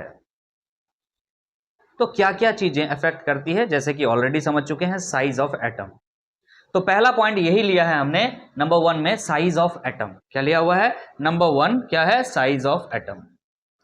साइज जितना ज्यादा होगा, साइज ऑलरेडी हमने लास्ट स्लाइड में ऑलरेडी डिस्कस हो चुका है कि साइज जितना ज्यादा होगा, किसी एटम का साइज जितना ज्यादा होगा, न्यूक्लियस से जो आउटर मोस्ट इलेक्ट्रॉन है उसके बीच का डिस्टेंस उतना ज्यादा होगा। मतलब न्यूक्लियस जो है सबसे बाहर वाले इलेक्ट्रॉन को कंट्रोल कम कर पाएगा, इस वजह से हमें थोड़ा एनर्जी देने से ही वो इलेक्ट्रॉन निकल जाएगा। तो आप कह सकते हैं साइज जब ज्यादा होगा तो आयनाइजेशन एनर्जी क्या होगा, कम होगा। इस बात को ध्यान रखना होगा, क्लियर है कि नहीं? और साइज अगर कम होगा, जितना छोटा साइज होगा एटम का, न्यूक्लियस के पास आउटर मोस्ट ऑर्बिट का इलेक्ट्रॉन होगा, उसको अच्छा से होल्ड करके रखेगा, तो हमें ज्यादा एनर्जी देकर के इलेक्ट्रॉन को निकालना पड़ेगा। मतलब आयनाइजेशन एनर्जी इस सिचुएशन में क्या होगा, ज्यादा होगा। हमने इस बात को पीरियोडिकली ग्रुप वाइज डिस्कस कर लिया था, क्लियर है कि नहीं? तो साइज में हम 2 बातें यही आप लिख के खाली रखेंगे कि साइज ज्यादा मतलब आयनाइजेशन एनर्जी कम, और साइज कम मतलब आयनाइजेशन एनर्जी ज्यादा, ठीक है? इनवर्सली प्रोपोर्शनल है एक दूसरे का, आप कह सकते हैं। नेक्स्ट पॉइंट की तरफ आगे बढ़ते हैं। The charge on the nucleus. Nucleus का चार्ज का मतलब क्या होता है? Atomic number. समझ में आ रहा कि नहीं आ रहा? न्यूक्लियस का चार्ज मतलब प्रोटॉन, और प्रोटॉन जिसका ज्यादा मतलब एटॉमिक नंबर जिसका ज्यादा। क्लियर है कि नहीं है? अगर आपसे हम ये कहें कि अगर न्यूक्लियस का चार्ज बढ़ता है, चार्ज ऑन न्यूक्लियस अगर बढ़ेगा, बच्चा चार्ज ऑन न्यूक्लियस बढ़ने का मतलब क्या है? जो प्रोटॉन है न्यूक्लियस के अंदर वो इलेक्ट्रॉन को अच्छा खासा कंट्रोल करेगा, मतलब इसका बाइंडिंग कैपेसिटी ज्यादा होगा, तो हमें ज्यादा एनर्जी दे करके इलेक्ट्रॉन को निकालना पड़ेगा। तो ध्यान रखिएगा, charge on nucleus is directly proportional to ionization energy. जिसका चार्ज ऑन न्यूक्लियस ज्यादा होगा, आयनाइजेशन एनर्जी भी ज्यादा होगा। चलिए एक एग्जांपल से इस बात को समझते हैं, ध्यान दीजिएगा। अगर Na है और अगर Na+ है तो किसमें न्यूक्लियस चार्ज ज्यादा होगा? तो न्यूक्लियर चार्ज चेक करने के लिए आप क्या कीजिएगा, सबसे पहले एटॉमिक नंबर को लिखिएगा, दैट इज एटॉमिक नंबर 11, और डिवाइड में क्या कीजिएगा, इलेक्ट्रॉन को लिख लीजिएगा, कितने इलेक्ट्रॉन है इसमें। अरे सर सोडियम में 11 प्रोटॉन के साथ साथ 11 इलेक्ट्रॉन भी होता है, क्लियर है कि नहीं? लेकिन अगर Na+ का बात किया जाए तो प्रोटॉन अभी भी न्यूक्लियस में 11 ही है, लेकिन इलेक्ट्रॉन एक बाहर निकल चुका है तो 10 हो चुका है। तो you can see it, this is more. Yes और नो? अरे 11/11 इज 1, बट 11/10 इज 1.1। समझ में आ रहा कि नहीं आ रहा? इसको निकालोगे तो 1 आएगा और इसको निकालोगे तो 1.1 आएगा, तो ऑब्वियसली ये ज्यादा है। अगर ये ज्यादा है तो जिसका न्यूक्लियर चार्ज ज्यादा उसका आयनाइजेशन एनर्जी ज्यादा, तो आप कह सकते हैं किसका आयनाइजेशन एनर्जी ज्यादा होगा? Na+ का आयनाइजेशन एनर्जी ज्यादा होगा। क्लियर है कि नहीं है? समझ में आया? ये एक तरीका है जिस तरीके से आप न्यूक्लियर चार्ज को कंपेयर करेंगे। आगे बात किया जाए, और कौन सा फैक्टर है जिसके वजह से जो है आयनाइजेशन एनर्जी पर इंपैक्ट पड़ सकता है, इफेक्ट हो सकता है? सबसे मेन जो कारण है यही है। अभी तक जो 2 कारण आपने पढ़ा ना, उन दोनों में ये टॉपिक इन्वॉल्व्ड है, दैट इज द शिल्डिंग और screening effect of inner shells. तो शिल्डिंग इफेक्ट ऑलरेडी कवर हो चुकी है, आपने पढ़ा होगा। शिल्डिंग इफेक्ट या स्क्रीनिंग इफेक्ट बोलते हैं हम लोग इसको। ये जो है सबसे इंपॉर्टेंट रोल प्ले करता है। क्या है ये? शॉर्टकट में लिखा हुआ, क्योंकि ऑलरेडी सेपरेटेड वीडियो में आपको ये चीज मिल चुका है। फिर पढ़ रहे हैं, the effect of reducing the force of attraction of nucleus by the inner shell is called screening effect. What is it? Again हम इस चीज को थोड़ा सा डिफाइन करेंगे, क्योंकि हमें इस चीज को समझना है। यहां पर क्या कह रहे हैं, ये रहा न्यूक्लियस, ये मान लीजिए फर्स्ट सेल, ये सेकंड सेल, ये थर्ड सेल, ये फोर्थ सेल, ऐसा चलता जा रहा है। क्लियर है कि नहीं? लेट सपोज कि बाहर में एक इलेक्ट्रॉन है, इस इलेक्ट्रॉन को जो न्यूक्लियस है वो अट्रैक्ट करके रखा है। I know it, this is termed as nuclear charge. Yes और नो? कितना अट्रैक्ट करता है? न्यूक्लियर चार्ज के बराबर अट्रैक्शन को एक्सेप्ट किया गया है, कंसीडर किया गया है। बट मीनवाइल यहां पर भी इनर इलेक्ट्रॉन्स कुछ है, अंदर में इलेक्ट्रॉन्स है, और ये सारे इलेक्ट्रॉन्स क्या है ने एक शील्ड बना करके खड़ा है, स्क्रीन बना के खड़ा है कि ये जो बाहर के इलेक्ट्रॉन्स है इसे सामने आने नहीं देंगे, सो दैट ये क्या करते हैं, इसको रिपेल करते हैं कि भाई निकल ले, सामने मत आना। समझ में आ रहा कि नहीं आ रहा? तो इसमें क्या होता है कि ये जो अट्रैक्शन हो रहा था, इस अट्रैक्शन को जेड से रिप्रेजेंट करते हैं, और इस अट्रैक्शन को क्या कर रहा है, ये इंपैक्ट डाल रहा है। कौन? ये सब, ये जो स्क्रीन बना करके बैठा हुआ है, ये जो स्क्रीन बना करके यहां पे बैठा हुआ है, जिसे हम रिप्रेजेंट करते थे, याद कीजिएगा, सिग्मा से, स्क्रीनिंग कांस्टेंट या स्लेटर्स कांस्टेंट से इसको रिप्रेजेंट करते थे। क्लियर है कि नहीं? स्लेटर रूल भी बढ़ा दिया गया है। तो यहां पर यह बात को समझना जरूरी है कि जो जेड एक्चुअली में इस इलेक्ट्रॉन के पास होना चाहिए था, मतलब इलेक्ट्रॉन को खींचना चाहिए था, अब उस फोर्स से इस इलेक्ट्रॉन को न्यूक्लियस नहीं खींच पा रहा है। उस फोर्स में क्या आ गया है? कमी आ गया है, जिसे आप क्या कहते थे? इफेक्टिव न्यूक्लियर चार्ज या जेफ। यस और नो? तो जेफ को कैसे लिखते थे? याद कीजिएगा, या तो जेड स्टार लिखते थे या जेड इफेक्टिव, इस तरह से लिखते थे। जेफ इज इक्वल टू क्या होता था, जेड में ये जो अट्रैक्शन फोर्स है इसमें कमी आ गया है। कितना कमी आ गया है? सिग्मा। कैसे निकालते थे सिग्मा? स्लेटर्स रूल ऑलरेडी जो है डिस्कस हो चुकी है, इसी प्लेलिस्ट में आपको मिल जाएगा, अगर नहीं देखे हैं तो देख सकते हैं। क्लियर है कि नहीं है? तो यही चीज लिखा हुआ है, the effect of reducing the force of attraction. ये जो फोर्स ऑफ अट्रैक्शन था इसमें कमी आ गया, माइनस किए कुछ, of nucleus by the inner shell. कौन ना, जो इनर सेल के इलेक्ट्रॉन से वही तो कर रहा है, ये is called the screening effect. कोई दिक्कत नहीं है। अब स्क्रीनिंग इफेक्ट का इंपैक्ट जो है आयनाइजेशन एनर्जी पे क्या है, इस चीज को पढ़ना है। स्क्रीनिंग इफेक्ट तो ऑलरेडी जानते हैं हम लोग, क्लियर है कि नहीं? आप सोचिएगा जरा फटाफट, अगर ज्यादा स्क्रीनिंग होगा मतलब जो अट्रैक्शन होगा न्यूक्लियस से बाहर के इलेक्ट्रॉन का वो क्या हो जाएगा, कम हो जाएगा। और अगर ये अट्रैक्शन कम हो जाएगा तो थोड़ा एनर्जी देने से ही इलेक्ट्रॉन रिमूव हो सकता है। इसका मतलब जिसका शिल्डिंग इफेक्ट ज्यादा होगा या स्क्रीनिंग इफेक्ट ज्यादा होगा उस पे आयनाइजेशन एनर्जी क्या लगने वाला है, कम लगने वाला है। क्लियर है कि नहीं? कॉन्सेप्ट एकदम नॉर्मल बातें हैं, अगर समझ पाओ तो। क्या लिख रहा है ध्यान दीजिएगा, समझ में आ गया है यहां पर? तो यहां पर हम अपने मन से इस चीज को लिख सकते हैं, हम लोग इस बात को समझ पा रहे हैं सर, कि क्या है ना, सिग्मा स्क्रीनिंग कांस्टेंट का वैल्यू जिसका ज्यादा होगा, बच्चा स्क्रीनिंग कांस्टेंट का वैल्यू जिसका ज्यादा होगा, जितना ज्यादा सील्ड करेगा मतलब ये अट्रैक्शन उतना कम होगा। समझ में आ रहा? अरे रे रे, समझ में आ रहा कि नहीं आ रहा? उसका जेड उतना क्या हो जाएगा, सॉरी जेफ उतना कम हो जाएगा। जेड थोड़ी कम होगा, जेड तो ठीक है रहने दो। समझ में आ रहा? जिसका सिग्मा ज्यादा उसका जेफ कम हो जाएगा ऑटोमेटिक। ये वाला वैल्यू अगर ज्यादा हो रहा है तो जेफ क्या हो जाएगा, कम हो जाएगा ऑटोमेटिक। मान लो ये 10 है, 10 माइनस 5 था, अब 10 माइनस 6 हो गया तो 4 हो गया। समझ में आ रहा कि नहीं आ रहा? मतलब सिग्मा बढ़ने से जेफ घटता है।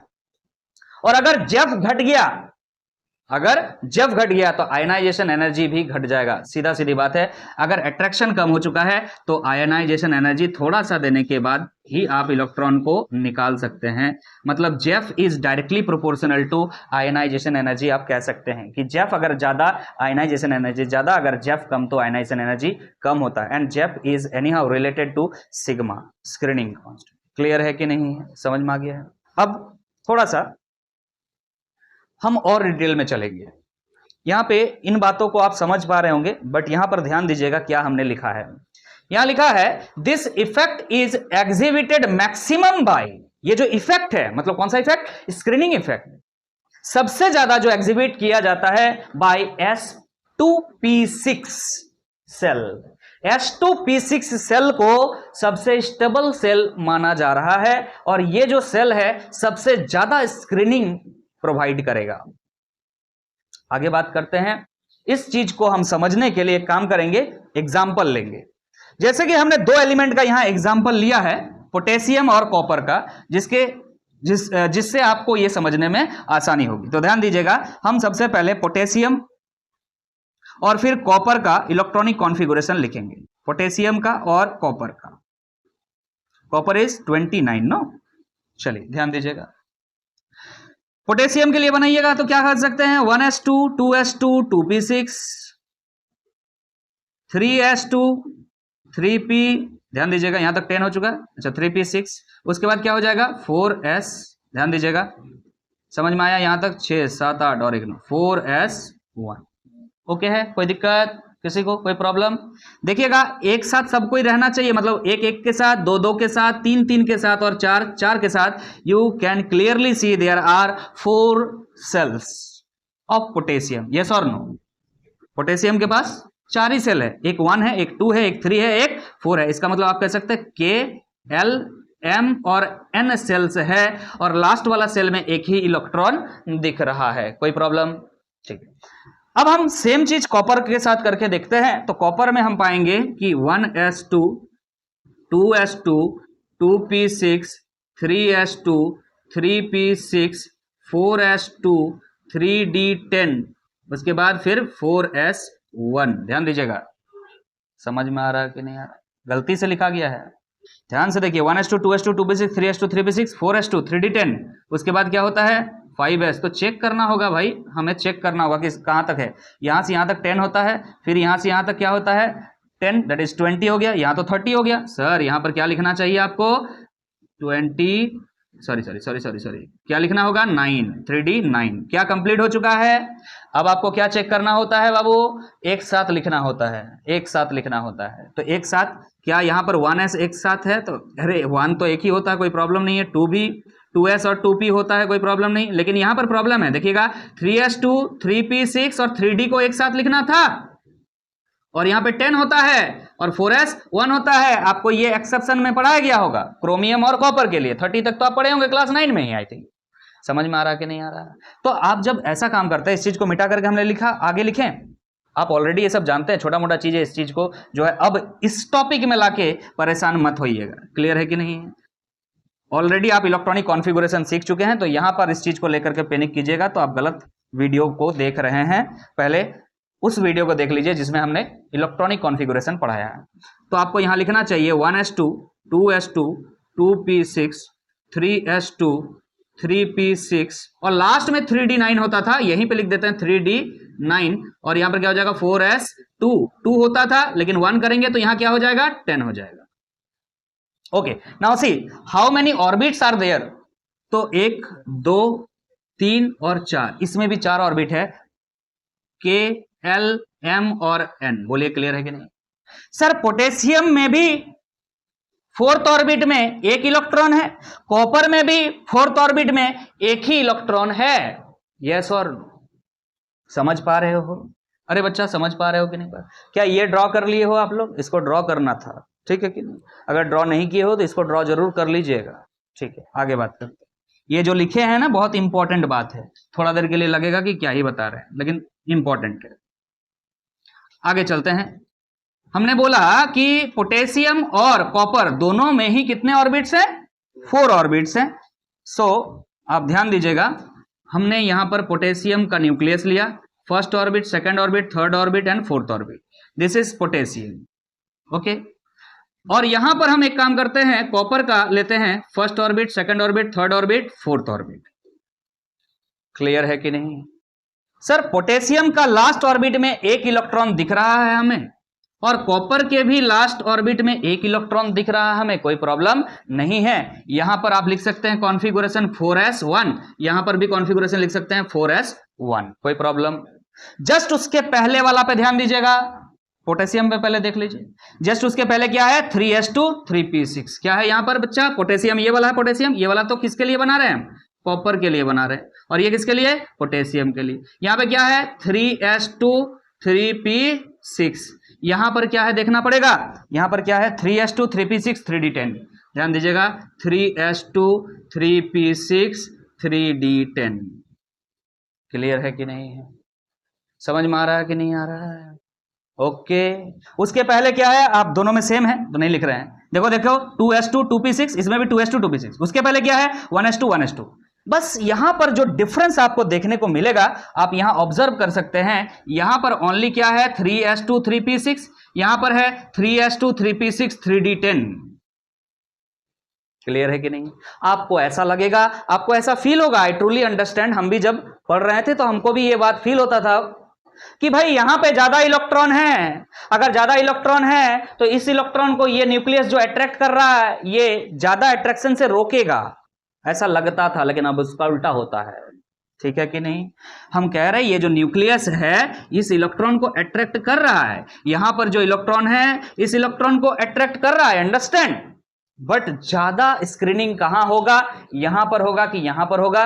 तो आपको लगेगा कि यहां पे ज्यादा इलेक्ट्रॉन है इसलिए यहां ज्यादा स्क्रीन होगा, लेकिन ऐसा नहीं।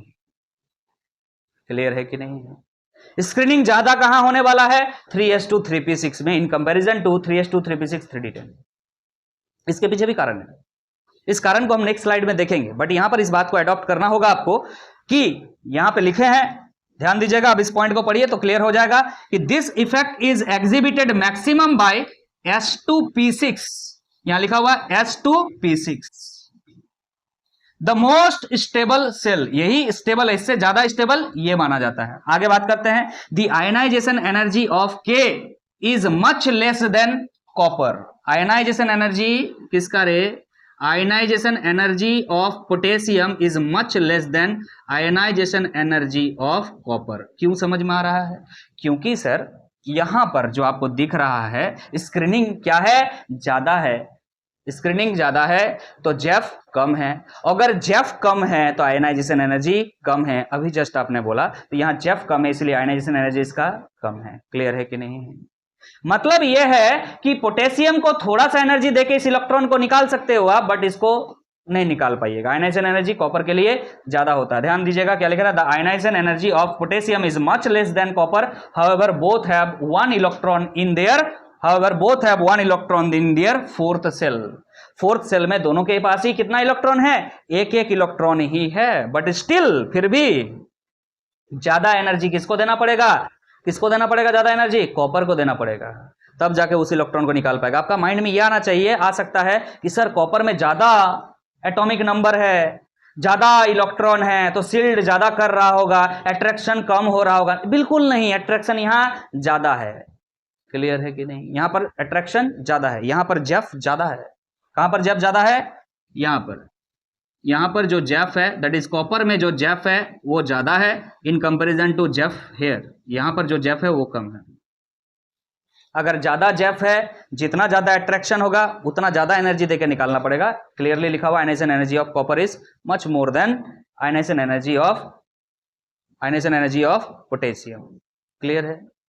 अब देखिएगा एक पॉइंट यहां पर लिखा हुआ है, ध्यान दीजिए, लिख रहा है पेनल्टीमेट ऑर्बिट इन पोटेशियम, और लिखा हुआ है penultimate orbit in copper. Penultimate orbit का मतलब क्या होता है समझ लीजिए, यहीं पर आगे जाके यूज होगा।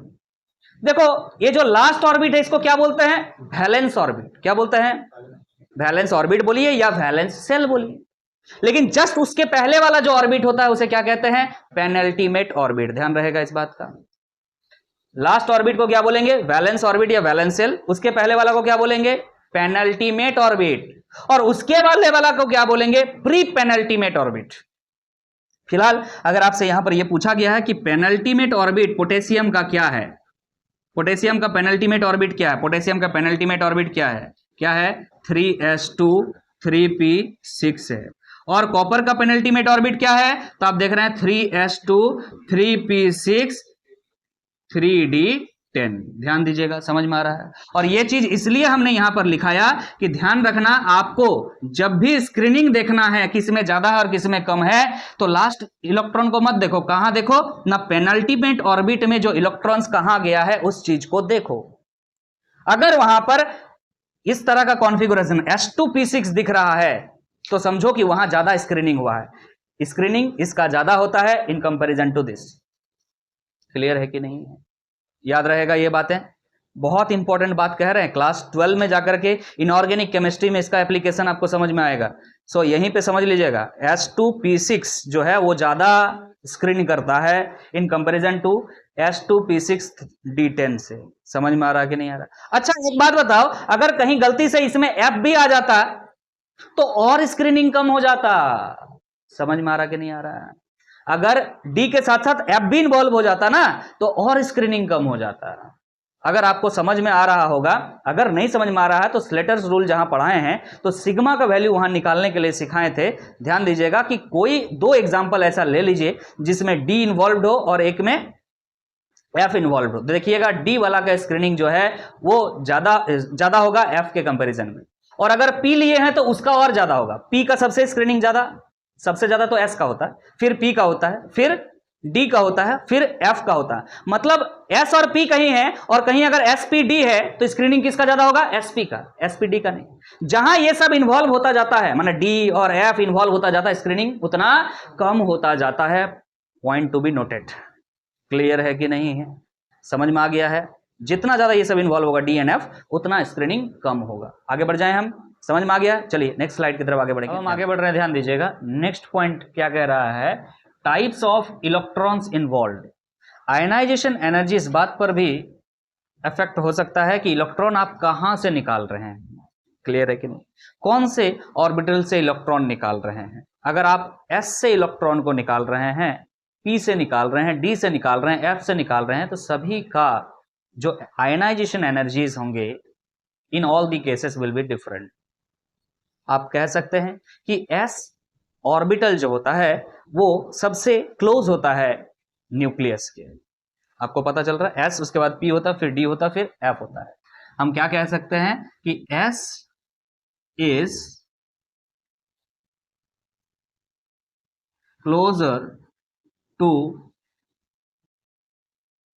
न्यूक्लियस। इसका मतलब यह है, अगर S क्लोजर है न्यूक्लियस का तो S से इलेक्ट्रॉन निकालना सबसे ज्यादा टफ होगा, यस और नो?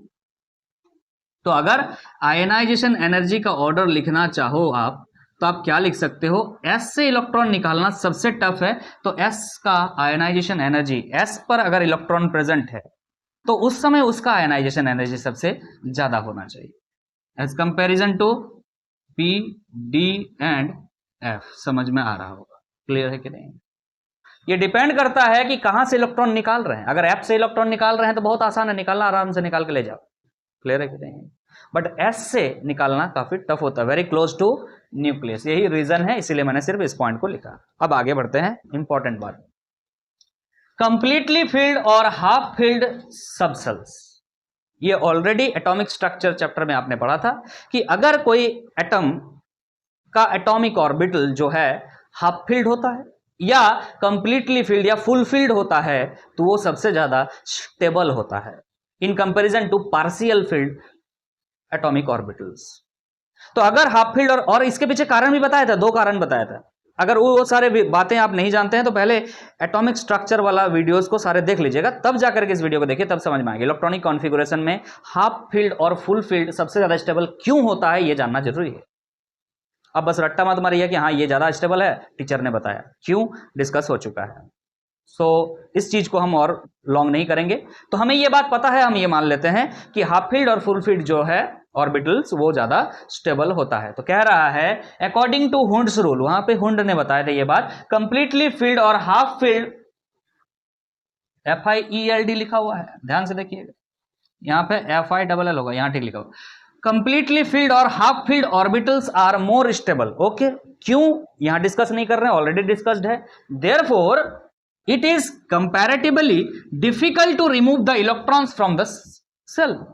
अगर कोई चीज स्टेबल है तो वहां से इलेक्ट्रॉन निकालना, सिंपली बात है, टफ है, यस और नो? ना सिंपल हो जाएगा, कोई चीज स्टेबल है, कोई ऑर्बिटल स्टेबल है, उससे इलेक्ट्रॉन आपको निकालना वो डिफिकल्ट है कि इजी है? डिफिकल्ट है। इसके हिसाब से कुछ एग्जांपल्स आपके सामने रखे हुए हैं, जैसे बेरिलियम और बोरॉन, क्लियर है कि नहीं? तो आपसे पूछा जा रहा आयनाइजेशन एनर्जी किसका ज्यादा है, तो बेरिलियम का इलेक्ट्रॉनिक कॉन्फ़िगरेशन पे अगर ध्यान दें, hydrogen, helium, lithium, beryllium, boron, lithium के बाद बेरिलियम, तो क्या होता है इसका ना 1s2 2s2, और इसका क्या होता है sir 1s2 2s2 2p1, clear है? तो एक काम कीजिए, ये अंदर वाला पेनल्टीमेट सेल मत देखिए, जहां से आपको इलेक्ट्रॉन निकालना है वहां देखिए। एक्चुअली इस सेल से निकालना है ना, 2 से, यहां पे 2 से निकालना है। तो कौन ज्यादा स्टेबल है? This is completely filled and this is partially field. तो समझ में आ रहा होगा आपको कि कहां से निकालना टफ है, बेरिलियम से इलेक्ट्रॉन को निकालना टफ है। So the ionization energy order is beryllium का ज्यादा किससे? बोरॉन से। अगर आप ट्रेंड को याद करें तो ट्रेंड में आपने ये बात पढ़ा था कि जब हम लेफ्ट टू राइट चलते हैं, बोलो याद आ रहा है भाई, जब हम लेफ्ट टू राइट चलते हैं पीरियोडिक टेबल में तो साइज क्या होता है? साइज घटता है, और अगर साइज घटेगा तो आयनाइजेशन एनर्जी क्या होगा? बढ़ेगा। तो ध्यान दीजिएगा, बेरिलियम के बाद जो बोरॉन लिख रहे हैं आप, लेफ्ट टू राइट ही तो चले हैं पीरियोडिक टेबल में, तो लेफ्ट टू राइट जब चलते हैं तो क्या होता है? आयनाइजेशन एनर्जी क्या होना चाहिए? बढ़ना चाहिए। बचवा, आयनाइजेशन एनर्जी इसका क्या है? कम है। One of the things that you have learned yet have some exceptions, clear है कि नहीं? यहां से ये बात पॉइंट आउट कर पा रहे हैं हम लोग कि हाँ, लेफ्ट टू राइट ट्रेंड क्या है, होता क्या है, या होना क्या चाहिए? ये होना चाहिए, बट बीच बीच में ऐसा प्रॉब्लम है जैसे कि आपको यहां पे दिख रहा है। इस बात को पॉइंट आउट इसीलिए हमने किया यहां पर कि लेफ्ट टू राइट साइज घटने के साथ साथ आयनाइजेशन एनर्जी बढ़ता है, तो होना क्या चाहिए था? बेरिलियम का कम होना चाहिए था, बोरॉन का ज्यादा होना चाहिए था।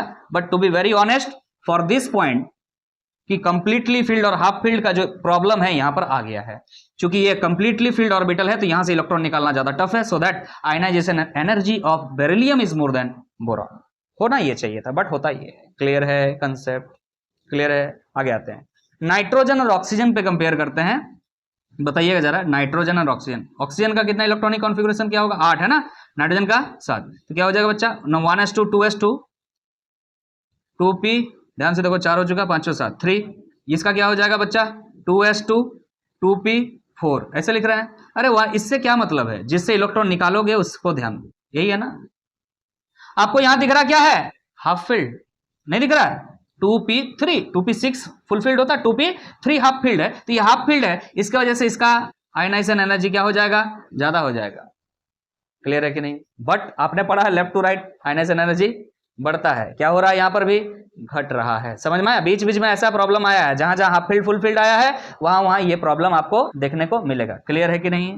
यहां पर ये क्या था, इसको लिख दे फुल फील्ड, शॉर्टकट में हम लिख रहे हैं एफ एफ, आप पूरा लिखिएगा, ठीक है? ये फुल फील्ड है, और यहां पर ये आपको दिख रहा क्या, हाफ फील्ड, एच एफ। समझ में आ रहा कि नहीं आ रहा? आगे देखते हैं मैग्नीशियम एल्युमिनियम में, तो मैग्नीशियम का होता है 12, एल्युमिनियम का होता है 13। तो चेक कर लेते हैं भाई, क्या हो जाएगा सर, 1s2 2s2 2p6, उसके बाद 3s2।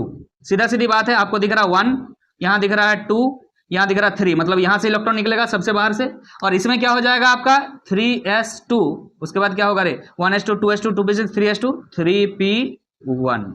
समझ में आ रहा कि नहीं आ रहा? तो इस चीज को मिटा दीजिए, इसका क्या मतलब है, हमको पेनल्टीमेट सेल से कोई मतलब नहीं है, हमको देखना है कि कहां से इलेक्ट्रॉन निकालना है। तो हमको निकालना है यहां से 3s से, और इसमें हमको निकालना है 3p से। तो कौन ज्यादा स्टेबल होगा, ये ज्यादा स्टेबल है। क्यों ज्यादा स्टेबल है, this is full field one, full field. समझ में आ रहा कि नहीं आ रहा? इस वजह से यहां से निकालना टफ होता है। लेफ्ट टू राइट का जो आपने ट्रेंड पढ़ा था उसमें बीच बीच में ये प्रॉब्लम होने की वजह से ऐसा होगा, आप समझ पा रहे हो?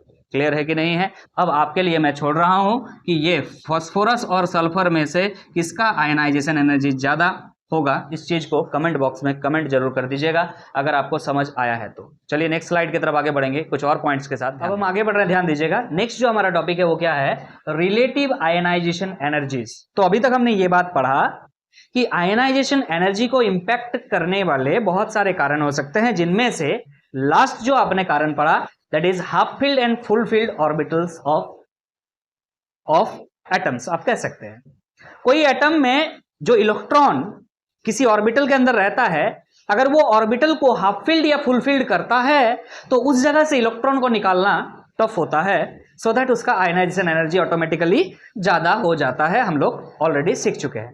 इस वजह से हमने यहां पर यह बात किया कि सेकेंड पीरियड के एलिमेंट्स जो भी हैं आपके सामने, ये जो आप जानते हैं, उसके आयनाइजेशन एनर्जी 1, मतलब पहला इलेक्ट्रॉन निकालने में जितना एनर्जी लगेगा उसका सीक्वेंस लिखना है, और दूसरा इलेक्ट्रॉन निकालने में जितना एनर्जी लगेगा दैट इज IE2, उसका ऑर्डर लिखेंगे। क्लियर है कि नहीं है?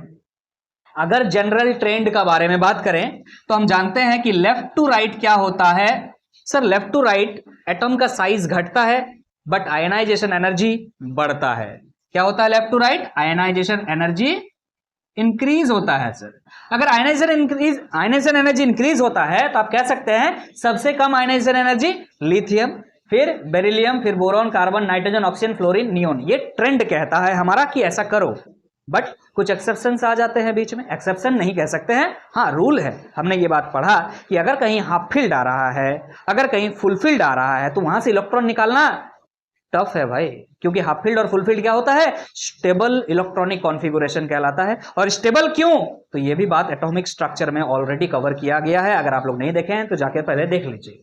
तो चलिए देखते हैं यहां पर कहां कहां हाफ फील्ड और फुल फील्ड है। तो अगर हम बात करें लिथियम का, तो इसमें 3 इलेक्ट्रॉन है, 3 एटॉमिक नंबर 3 है ना, फिर क्या है, ये 4, ये 5, ये 6, ये 7, ये 8, ये 9, ये 10।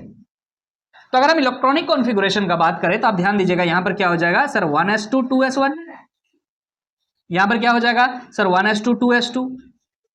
हम बड़ा बड़ा नहीं लिख रहे हैं, छोटा छोटा लिख रहे हैं, ठीक है? ये आप लोग ऑलरेडी जानते हैं, आप करके देख सकते हैं, ठीक है? अगेन क्या होगा सर 1s2 तो होगा ही, 1s2 अब लिखना छोड़ रहे हैं, क्या हो जाएगा 2s2, फिर 2p1, यहां क्या हो जाएगा 2s2 2p2, है कि नहीं? फिर समझ में आ रहा है कि नहीं बच्चा लोग? यहां पे आप ऊपर लिखना शुरू करते हैं नाइट्रोजन से। क्लियर है? देखिएगा क्या हो जाएगा आपका 2s2 2p3, यहां पे आप लिखते हैं 2s2 2p4, यहां लिखते हैं हम 2s2 2p5, यहां लिखते हैं 2s2 2p6। तो आप ढूंढिएगा कहां कहां हाफ फील्ड और कहां कहां फुल फील्ड है। क्लियर है कि नहीं है? ट्रेंड तो कहता है लेफ्ट टू राइट, चलिए आयनाइजेशन एनर्जी क्या हो जाएगा, बढ़ता जाएगा। अब आयनाइजेशन एनर्जी बढ़ता जाएगा मतलब सबसे कम इसका, उसके बाद इसका, इसके बाद इसका, इसके बाद चलता जाएगा। बट जो हम देख पा रहे हैं लिथियम, ध्यान दीजिएगा, लिथियम आयनाइजेशन एनर्जी 1 में, मतलब पहला इलेक्ट्रॉन निकालने में, मतलब 1s1 दिख रहा है, 1s2 फिर क्या है 2s1, इस इलेक्ट्रॉन को निकालने में ज्यादा एनर्जी नहीं चाहिए, एक इलेक्ट्रॉन आराम से निकल सकता है। फिर क्या हम बेरिलियम को लिखें कि बोरॉन को लिखें डिस्टर्बेंस? तो आप देख सकते हैं सर बेरिलियम में क्या है ना, 1s2 2s2 फुल फील्ड है, बोलो हाँ कि ना है। 2s2 पूरा पूरी भरा हुआ है, अगर 2s2 पूरा पूरी भरा हुआ तो वहां से इलेक्ट्रॉन निकालना टफ है। अगर इलेक्ट्रॉन निकालना टफ है तो इसका आयनाइजेशन एनर्जी ज्यादा होगा, किसके कंपैरिजन में? 2s2 2p1 के कंपैरिजन में, क्योंकि 2p1 है तो यहां से इलेक्ट्रॉन निकालना आसान है, सो दैट बोरॉन आगे आ जाएगा और बेरिलियम बाद में चला जाएगा। क्लियर है कि नहीं है? आगे बात करते हैं, यहां तक हो चुका है। आगे है कार्बन नाइट्रोजन। कार्बन का क्या है 2s2 2p2 और नाइट्रोजन का क्या है 2s2 2p3। क्या है कार्बन का 2s2 2p2 और यहां क्या है 2s2 2p3।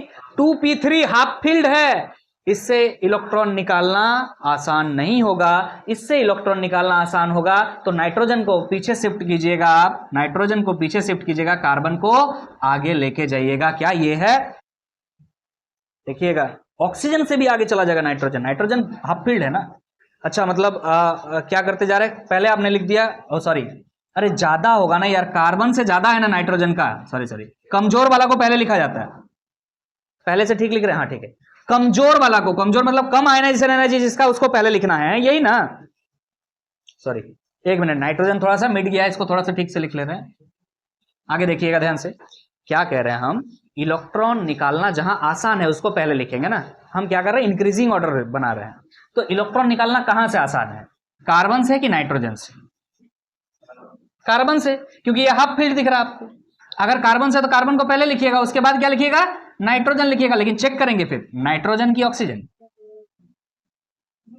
अरे नाइट्रोजन से इलेक्ट्रॉन निकालना आसान है कि ऑक्सीजन से इलेक्ट्रॉन निकालना आसान है?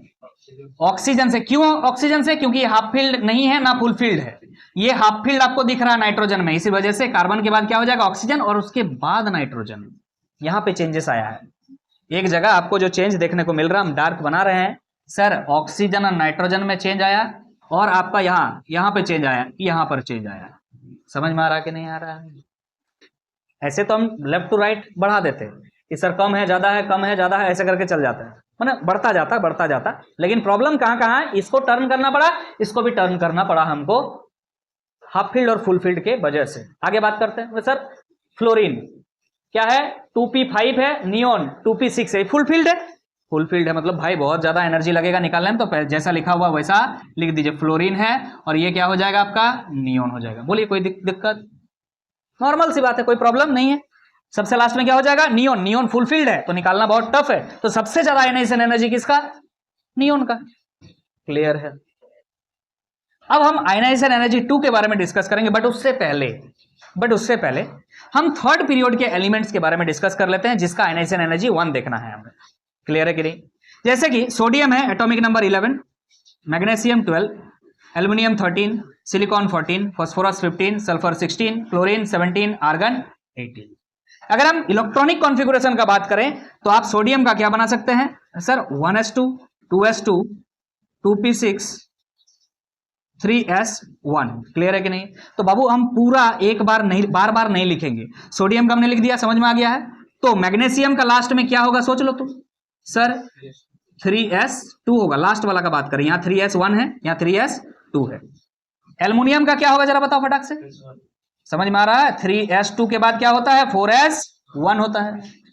सिलिकॉन का क्या होगा, 3s 1s2 2s2 2p6 3s2 1s2 2s2 2p6 3s2 3p होता है रे बचवा। यहां पे क्या होगा 3p1 और यहां पे क्या हो जाएगा 3p2। क्लियर है कि नहीं? किसका हो गया, सिलिकॉन का हो गया, ठीक है। फास्फोरस का आ जाइए आप, क्या हो जाएगा 3s2 3p बोलो 3। सल्फर का क्या हो जाएगा 3s2 3p4। क्लोरीन का हो जाएगा 3s2 3p5 और आर्गन का हो जाएगा 3s2 3p6। चलिए अब इसको जज करते हैं हम लोग। तो इस इलेक्ट्रॉन का निकालना तो बहुत आसान है भाई, सबसे बाहर है और एक ही इलेक्ट्रॉन फट से निकल जाएगा, तो आसान है। तो सबसे कम आयनाइजेशन एनर्जी सोडियम का हो गया। अब बात करेंगे 3s2 से इलेक्ट्रॉन निकालना आसान है कि 3p1 से इलेक्ट्रॉन निकालना आसान है? 3p1 से ऑब्वियसली एक इलेक्ट्रॉन फट से निकल जाएगा, तो पहले हम एल्यूमिनियम को लिख देंगे और उससे ज्यादा आयनाइजेशन एनर्जी किसका देखने को मिलेगा? मैग्नीशियम को देखने को मिलेगा। भाई आप अगर ट्रेंड पर ध्यान दें तो यहां पर प्रॉब्लम हुआ था सेकंड और थर्ड में, यहां पर भी प्रॉब्लम होगा सेकंड और थर्ड में। क्लियर है कि नहीं? आगे चलते हैं हम लोग, आगे चलते हैं। सिलिकॉन में 3p2 है, तो इसमें कोई प्रॉब्लम नहीं था, एज इट इज लिखे थे हम लोग, एज इट इज इसको भी लिख दीजिए, सिलिकॉन लिख दीजिए। अब आप को चेक करना पड़ेगा, सिलिकॉन का हो चुका फास्फोरस और सल्फर में, तो आप ध्यान दीजिए फास्फोरस में क्या है? फास्फोरस में क्या है? 3p3 हाफ फील्ड, और सल्फर में ना हाफ फील्ड ना फुल फील्ड, मतलब ये ज्यादा एनर्जी लगेगा इससे इलेक्ट्रॉन निकालना। इसको पहले लिखिए, मतलब सल्फर को पहले लिखेंगे और फिर किसको लिखेंगे? फास्फोरस को। समझ में आया कि नहीं आया? ऐसा प्रॉब्लम यहां पर भी देखने को मिला था, आपको यहां पर भी देखने को मिलेगा। क्लियर है कि नहीं? और लास्ट में एज इट इज जैसे लिखा था वैसे छाप दिए थे, वैसा इसमें भी है। यहाँ फुल फील्ड है, आपको दिख रहा है 3p6, तो ऑटोमेटिक जैसा है वैसा ही लिखना पड़ेगा।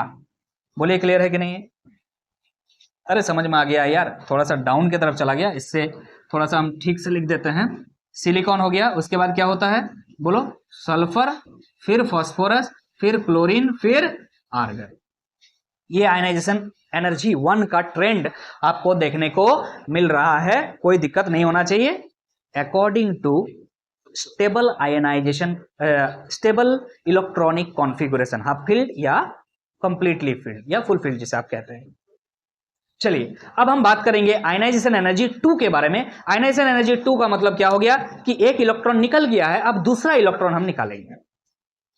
क्लियर है कि नहीं है? अब हम दूसरा इलेक्ट्रॉन निकालेंगे। एक इलेक्ट्रॉन निकल चुका है, अगर एक इलेक्ट्रॉन निकल चुका है, अगर आप ऑलरेडी ये सब चीज लिख चुके हैं तब हम आगे लिख रहे हैं। ध्यान दीजिएगा, आप लोग भी इस चीज को रफ में कर सकते हैं। आगे ध्यान दीजिएगा, हम कह रहे हैं कि एक इलेक्ट्रॉन निकल चुका है लिथियम से, मतलब अब इसका इलेक्ट्रॉनिक कॉन्फ़िगरेशन 1s2 खाली बचा। समझ में आ रहा कि नहीं आ रहा? अरे Li नहीं है, अब क्या बचा है? Li की जगह पे Li प्लस हो चुका है, एक इलेक्ट्रॉन निकल चुका है। चलो एक बार लिख देते हैं। अब क्या है? बी नहीं है, बी प्लस है, बोरॉन नहीं है, बोरॉन प्लस है, कार्बन नहीं है, कार्बन प्लस है, नाइट्रोजन प्लस है, ऑक्सीजन प्लस है, फ्लोरीन प्लस है और नियोन भी प्लस है। बोलो समझ में? यहां तक आ रहा है? देखो जरा, इन तक आ रहा, नियोन तक नहीं आ रहा, कोई बात नहीं। फ्लोरीन तक आ रहा, जरा देखो ध्यान से, फ्लोरीन तक आ रहा है। चलो नियोन को ना हम यहां पे लिख देते हैं। क्लियर है कि नहीं? एक इलेक्ट्रॉन निकल जाने के बाद तो ये फॉर्मेट है। अब इससे इलेक्ट्रॉन आप निकालिएगा तो देखना है कि कहां से निकालना आसान, कहां से टफ। तो इसका कॉन्फ़िगरेशन अगर बनाइएगा बाबू, देखिए लिथियम का जब बनाए थे तो 1s2 और 2s1 लिखे थे आप, और इस सिचुएशन में क्या होगा? ओनली बोलो जरा 1s2, क्योंकि दो ही इलेक्ट्रॉन बचा है इसमें, एक इलेक्ट्रॉन तो निकल चुका। उसके बाद 1s2 फिर 2s1, 1s2 2s1, इसमें क्या हो जाएगा? 2s2, उसके बाद क्या हो जाएगा? 2s2 2p1। क्लियर है कि नहीं? यहां पे क्या हो जाएगा नाइट्रोजन का? बोलो रे 2p2, यहां पे क्या हो जाएगा? 2p3, यहां क्या हो जाएगा? 2p4, यहां क्या हो जाएगा? 2p5। खाली लास्ट वाला लिख दिए। क्लियर है कि नहीं है? समझ में आ रहा है? 2s2 2s2 2s2 2s2 सब में लिखना है, तो क्या जरूरत है लिखने का? समझ में आ रहा? अब बताओ जरा, कहां से इलेक्ट्रॉन निकालना टफ होगा और कहां से आसान होगा? जरा आप देख सकते हैं कहां पे फुलफिल्ड है। बस देखिए अभी तो सर फुलफिल्ड तो हमको एक जगह दिख रहा है 1s2, और आपको पता होना चाहिए 1s2 न्यूक्लियस का सबसे करीब होता है। 1s से ही सब कुछ शुरू होता है ना इलेक्ट्रॉनिक कॉन्फ़िगरेशन, न्यूक्लियस का सबसे करीब है, तो उस इलेक्ट्रॉन को न्यूक्लियस के छोड़ने का चाहेगा कभी भी। 1s से इलेक्ट्रॉन निकालना बहुत टफ है, और ये फुलफिल्ड भी है, 1s2 है। समझ में आ रहा कि नहीं आ रहा? तो इससे इलेक्ट्रॉन आप बहुत टफली निकाल पाएंगे, बहुत ज्यादा एनर्जी देकर के आपको निकालना पड़ेगा। मतलब सबसे ज्यादा आयनाइजेशन एनर्जी किसका होने वाला है? लिथियम, सबसे ज्यादा। यहां सबसे कम था ionization energy 1, but Li plus से इलेक्ट्रॉन निकालना टफ है। Li से निकाल लीजिएगा लिथियम से, बट लिथियम आयन से इलेक्ट्रॉन निकालना टफ है। तो सबसे लास्ट में इसको लिखेंगे अब हम, क्योंकि हाईएस्ट आयनाइजेशन एनर्जी 2 है इसका, लिथियम का। ओके, तो शुरुआत कहां से करें? तो आप देखिए 2s1, यहां से इलेक्ट्रॉन निकालना आसान है, तो सबसे पहले शुरुआत कहां से करेंगे हम? बेरिलियम से। क्लियर है? लिथियम को सबसे लास्ट में लिखना है, और कहीं भी फुल फील्ड नहीं है, देख लो ना, क्या कंप्लीटली फील्ड कहीं पे और है इसके अलावा? नहीं, ये कंप्लीटली फील्ड है, इसको लास्ट में एकदम बनाएंगे, ठीक है। बेरिलियम लिखेंगे, ओके बेरिलियम, ये हो चुका है। अब डिबेट है बोरॉन और कार्बन के बीच में। बताइए जरा, बोरॉन ज्यादा स्टेबल दिख रहा है कि कार्बन ज्यादा स्टेबल दिख रहा है? बोले सर बोरॉन में 2s2 है, फुल फील्ड है, और कार्बन में क्या है 2s2 और 2p1 है। 2p1 से इलेक्ट्रॉन निकालना आसान है। अरे 2p1 से 1 इलेक्ट्रॉन बाहर का इलेक्ट्रॉन है, इलेक्ट्रॉन आराम से निकल जाएगा, बट 2s2 से इलेक्ट्रॉन निकालना फिर से टफ हो जाएगा। तो आसान को पहले लिखा जाएगा, कार्बन को पहले लिखिएगा, कार्बन को पहले लिखिएगा, और कार्बन के बाद किसको लिखना पड़ेगा आपको? बोरॉन को लिखना पड़ेगा। बोलो क्लियर है कि नहीं है? समझ में आया? तो प्रॉब्लम आपका कहां पर आया? हाईलाइट कर रहे हैं, प्रॉब्लम जहां जहां रहा यहां पर आया। कार्बन को पहले लिखना पड़ा, बोरॉन को बाद में लिख। क्यों? समझ में आना चाहिए। यहां 2s2 है, फुलफिल्ड है, और यहां पर 2s2 2p1 है, 2p1 से आराम से इलेक्ट्रॉन निकल जाएगा, ठीक है। आगे बढ़ते हैं, नाइट्रोजन, ऑक्सीजन और फ्लोरीन बच रहा है, तो आगे बात करेंगे हम। आगे बोरॉन के बाद क्या होगा? चलिए अब ध्यान दीजिएगा नाइट्रोजन और ऑक्सीजन पे। देखिए यहां पर क्या है 2p2, यहां 2p3। बाबू 2p3 तो हाफ फील्ड है कि नहीं है? p3 p6 होता, p3 है, मतलब हाफ फील्ड है, तो यहां से निकालना टफ है, तो बाद में लिखेंगे। 2p2 यहां से इलेक्ट्रॉन निकालना आसान है, तो नाइट्रोजन को पहले लिख देंगे और फिर किसको लिखेंगे? ऑक्सीजन को लिखेंगे। लेकिन एक बार चेक कर लीजिएगा, ऑक्सीजन और फ्लोरीन में से किसका टफ है निकालना? हाँ सर, टफ है निकालना ऑक्सीजन का। क्यों? हाफ फील्ड है, ये फुल फील्ड भी नहीं है, हाफ फील्ड भी नहीं है। किसका बात कर रहे हैं? फ्लोरीन का। तो फ्लोरीन को पहले लिखिए और ऑक्सीजन को बाद में लिखिए। फ्लोरीन को पहले लिखेंगे और ऑक्सीजन को बाद में लिखेंगे। बोले समझ में आ रहा है? एकदम ट्रेंड बढ़िया से आराम से नॉर्मल तरीके से लिख रहे हैं। अब क्या बच रहा है? तो सर अब बच रहा है नियोन, और क्या बच रहा है? लिथियम। अब इन दोनों में डिबेट कर लीजिए, क्या ये हाफ फील्ड फुल फील्ड कुछ भी है? नहीं है, ये सर फुल फील्ड है, तो इसको लिखिए, उसके बाद इसको लिख दीजिएगा, क्योंकि लिथियम से इलेक्ट्रॉन, लिथियम आयन से इलेक्ट्रॉन निकालना सबसे टफ है। बोलिए क्लियर है कि नहीं? एकदम नॉर्मल तरीके से समझाने का कोशिश किया। पहले आपको क्या कर लेना चाहिए? सबका इलेक्ट्रॉनिक कॉन्फ़िगरेशन लिख लेना चाहिए, उसके बाद डिबेट कर करके, कंपेयर कर करके लिखना चाहिए। के भी बाद में किसको? यस लिथियम एकदम सबसे लास्ट में। ऑक्सीजन एनी के बाद में? नहीं, ऑक्सीजन तो पहले आएगा। क्यों बाद में? आप बोलेंगे कि सर ये हाफ फील्ड है ना, ये हाफ फील्ड है ना, ये फुल फील्ड है, बट एक्स्ट्रा 2 इलेक्ट्रॉन आ गया है।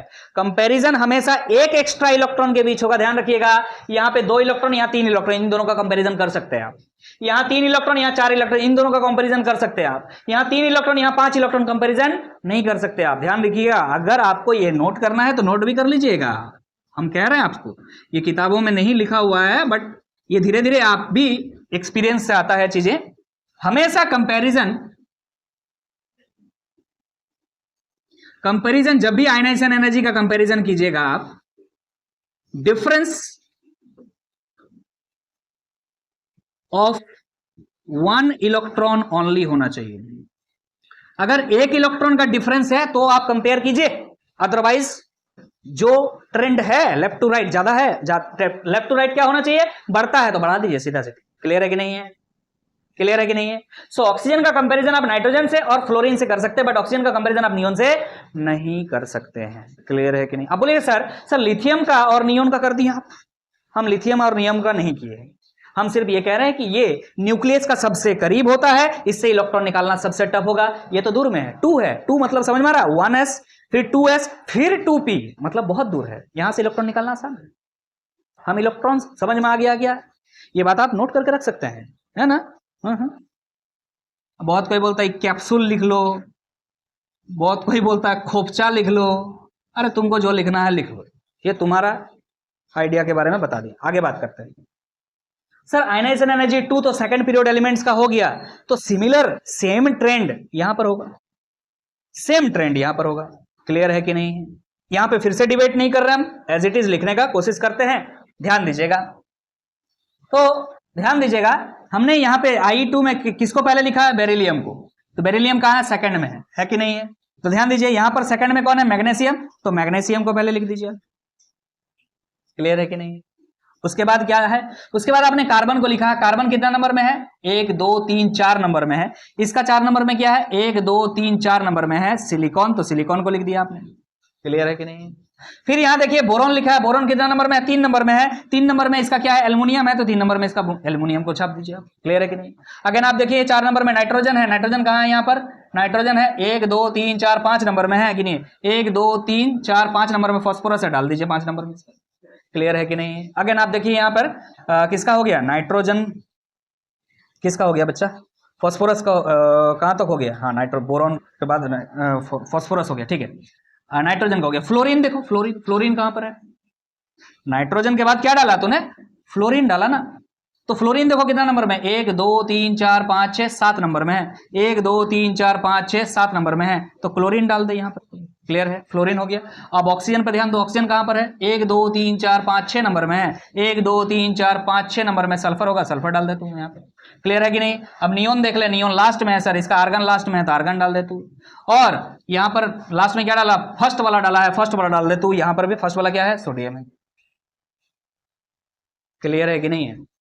सेम तरीका से आप इसको चीज को भी कंपेयर कर सकते थे, बट हमने चूंकि यहां पे ऑलरेडी किया हुआ है तो आप इसको ऐसे कर सकते हैं। क्लियर है कि नहीं? कोई प्रॉब्लम? ट्रेंड याद हो जाएगा, याद करने वाली चीज है नहीं, वैसे कंपेयर कर सकते हैं, इस बात को भी बता दिए, कंफ्यूजन हो सकता था, आपने सही जगह पे सही सवाल कर दिया। देखिए सवाल करने से चीजें ट्रिगर होती है कि हाँ ये प्रॉब्लम बच्चों को आ सकती है, तो आप पूछिए। अगर हमें कुछ बात पता भी होगा तो हमारे मन में रह जाएगा वो बात, जब तक आप नहीं पूछिएगा हमको ऐसा लगने लगेगा कि आपको आता होगा, लेकिन आप जैसे सवाल करते हैं तो लगता है कि ये बात आपको नहीं आता, हो सकता है कई बच्चों को नहीं आता है, तो चलिए बता दिया जाए, तो बता दिए, एक इलेक्ट्रॉन का डिफरेंस होना चाहिए। चलिए एक इंपॉर्टेंट बात डिस्कस करने जा रहे हैं यहां पर, जो आपको याद करना है, जो एक्सपेरिमेंटली पता किया गया है, यहां पे कोई डिबेट की बात है नहीं। क्या है वो, देखिए ध्यान से, ये पॉइंट पर फोकस कर लीजिए। Ionization energy one of elements which have very high values.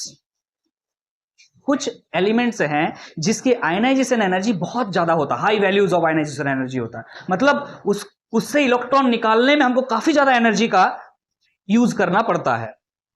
Clear है कि नहीं? उनमें से कुछ यहां लिखा हुआ है, वो भी सीक्वेंस वाइज इंक्रीजिंग ऑर्डर में लिखा हुआ है, आपको याद करना पड़ेगा ये सीक्वेंस। चाहे आप कोई निमोनिक का यूज करके याद रखिए, आप या तो डायरेक्ट याद रखिए, ये आपका ड्यूटी है। क्या है? Chlorine, hydrogen, oxygen, krypton, nitrogen, argon, fluorine, neon, helium. पूरा पीरियोडिक टेबल में क्या कह रहे हैं, पूरा पीरियोडिक टेबल में सबसे ज्यादा आयनाइजेशन एनर्जी किसका है, हीलियम। और कोई मूर्ख बच्चा भी बोलेगा इसका मतलब सर सबसे कम किसका है, क्लोरीन। नहीं भाई, नहीं, सबसे कम क्लोरीन का नहीं। तो ये कमेंट बॉक्स में आप कमेंट कर सकते हैं कि सबसे कम किसका होना चाहिए, बट कम सबसे नहीं, हम यहां लिख दिए हैं वेरी हाई वैल्यूज वाले चीज ही यहां लिखे हुए हैं। क्लियर है? हम यहां डाटा नहीं लिख रहे कि कितना है, कितना लिखने से आपको ये याद करने के लिए परेशानी होगा, आपको जरूरत ही नहीं है कितना है, आपको बस ये याद रखना है क्लोरीन से ज्यादा होता है किसका आयनाइजेशन एनर्जी, हाइड्रोजन का, उससे ज्यादा ऑक्सीजन का, फिर क्रिप्टॉन, फिर नाइट्रोजन, फिर आर्गन, फिर फ्लोरीन, नियोन और फिर आपका हीलियम का। हीलियम का सबसे ज्यादा होता है, ये बात कंफर्म है। क्लियर है कि नहीं है? इसके लिए एक निमोनिक भी हमने बनाया था, एक बार दिखाइए क्या था, क्या था, एक निमोनिक बनाया गया था, आप लोग को भी मिल जाएगा। देखिए, कल होकर ना आया फिर नींद हमेशा, ये आप लोग भी कुछ भी बना सकते हैं। क्या बोल रहे हैं, कल होकर, हो कर ना आया फिर नींद हमेशा। चलिए चेक कर लीजिएगा किस तरह से, क्या मैच कर रहा है कि नहीं कर रहा है। देखिए ध्यान से, कल फॉर क्लोरीन, हो मतलब हो गया HO। क्लियर है? कर मतलब हो गया क्रिप्टॉन, ना मतलब नाइट्रोजन, आया मतलब आर्गन, फिर मतलब फ्लोरीन, नींद मतलब नियोन और हमेशा मतलब हीलियम। मैच कर गया। कल होकर ना आया, कल होकर ना आया फिर नींद हमेशा। याद रखिएगा, ये जरूरत पड़ेगा आगे जब आप क्वेश्चंस बनाएंगे, टॉपिक रिलेटेड क्वेश्चंस में जब हम जाएंगे इस चैप्टर के, उस समय आपको ये जरूरत पड़ेगा, कंपेयर करना पड़ेगा कि किसका आयनाइजेशन एनर्जी किससे ज्यादा है। समझ में आ रहा कि नहीं आ रहा? आपसे अचानक से पूछ लिया जाएगा कि ऑक्सीजन का ज्यादा है कि हीलियम का ज्यादा है, समझ में आ रहा कि नहीं आ रहा? उस समय अगर आपको ये पता होगा तो आप बता दीजिएगा सर हीलियम का ज्यादा है। क्लियर है कि नहीं है? जरूरत पड़ेगा आगे जाकर के तो इसका यूज हम आगे करेंगे। तो चलिए, अगर आपको ये पूरा I1 I2 वाला बात पूरा समझ में आ गया है और ये चीज याद आ गया है तो आगे हम बढ़ेंगे। अब कुछ हम इंपॉर्टेंट पॉइंट्स आयनाइजेशन एनर्जी से रिलेटेड डिस्कस कर लेंगे जो कि आपके बोर्ड्स के प्रोस्पेक्टिव से बाहर है, लेकिन इंपॉर्टेंट है, ध्यान दे सकते हैं आप लोग। क्या कह रहा है? Lower is the ionization energy of an element, more would be its reducing power and its reactivity. तो आपको यह समझना जरूरी है कि अगर किसी का आयनाइजेशन एनर्जी क्या होता है? कम होता है। अगर किसी का आयनाइजेशन एनर्जी कम होता है तो रिएक्टिविटी क्या होता है? ज्यादा होता है, पहला बात। और दूसरा बात, उसके पास रिड्यूसिंग पावर भी क्या होता है? ज्यादा होता है।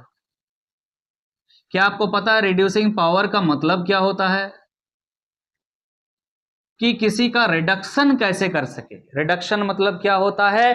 कि किसी से ऑक्सीजन कैसे निकाल सके। जो किसी का रिडक्शन कराता है वो खुद का क्या होता है? ऑक्सीडेशन होता है। मतलब दूसरा का अगर रिडक्शन करा रहा है मतलब दूसरा से क्या निकाल रहा होगा? ऑक्सीजन। और क्या ऐड करा रहा होगा? हाइड्रोजन। में भी हो सकता हो या तो ऑक्सीजन निकाल रहा होगा या तो में भी हाइड्रोजन उस पर ऐड करा रहा होगा। तो यहां पर बात हो रहा रिड्यूसिंग पावर का। रिड्यूसिंग पावर ज्यादा होगा अगर किसी एलिमेंट का आयनाइजेशन एनर्जी कम है तो चलिए हम एक एग्जाम्पल लेके कंपेयर करके समझते हैं इस कंसेप्ट को। आप बॉक्स बना के इसको जरूर लिख लीजिएगा। तो ध्यान दीजिएगा, हम एक कंपैरिजन ले रहे हैं सोडियम और मैग्नीशियम के बीच का। ठीक है, हम पूछ रहे हैं आयनाइजेशन एनर्जी बताओ जरा किसका ज्यादा। आयनाइजेशन एनर्जी 1 का ही बात हो रहा है, ठीक है। आयनाइजेशन एनर्जी 2, फर्स्ट इलेक्ट्रॉन निकालना है। तो इसका कॉन्फ़िगरेशन क्या होता है? 1s2 2s2 2p6 3s1 और इसमें होता है 3s2। इससे इलेक्ट्रॉन निकालना टफ है, इससे इलेक्ट्रॉन निकालना इजी है। तो आयनाइजेशन एनर्जी मैग्नीशियम का ज्यादा है। क्लियर है कि नहीं है? अब आपसे बोल रहे हैं कि रिएक्टिविटी किसका ज्यादा है। तो देखिए क्या कह रहा है, अगर किसी का आयनाइजेशन एनर्जी कम होता है तो रिएक्टिविटी ज्यादा होता है।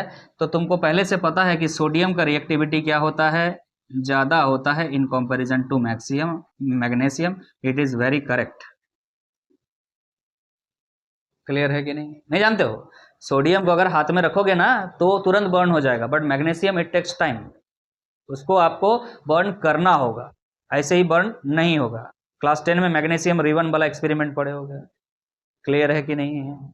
तो आपको समझ में आ रहा होगा कि आयनाइजेशन एनर्जी अगर किसी का कम है बच्चा तो उसका रिएक्टिविटी हमेशा ज्यादा होगा और उसका रिड्यूसिंग पावर भी ज्यादा होगा। इसका मतलब यह है कि सोडियम का रिड्यूसिंग पावर भी ज्यादा है। सोडियम का रिड्यूसिंग पावर ज्यादा है मैग्नीशियम से। इसका मतलब यह है कि अगर सोडियम को किसी चीज में मिला दिया जाए तो उसका वो क्या कर देगा? रिडक्शन कर देगा, मतलब उससे ऑक्सीजन खींच के खुद ले लेगा। समझ में आ रहा कि नहीं आ रहा?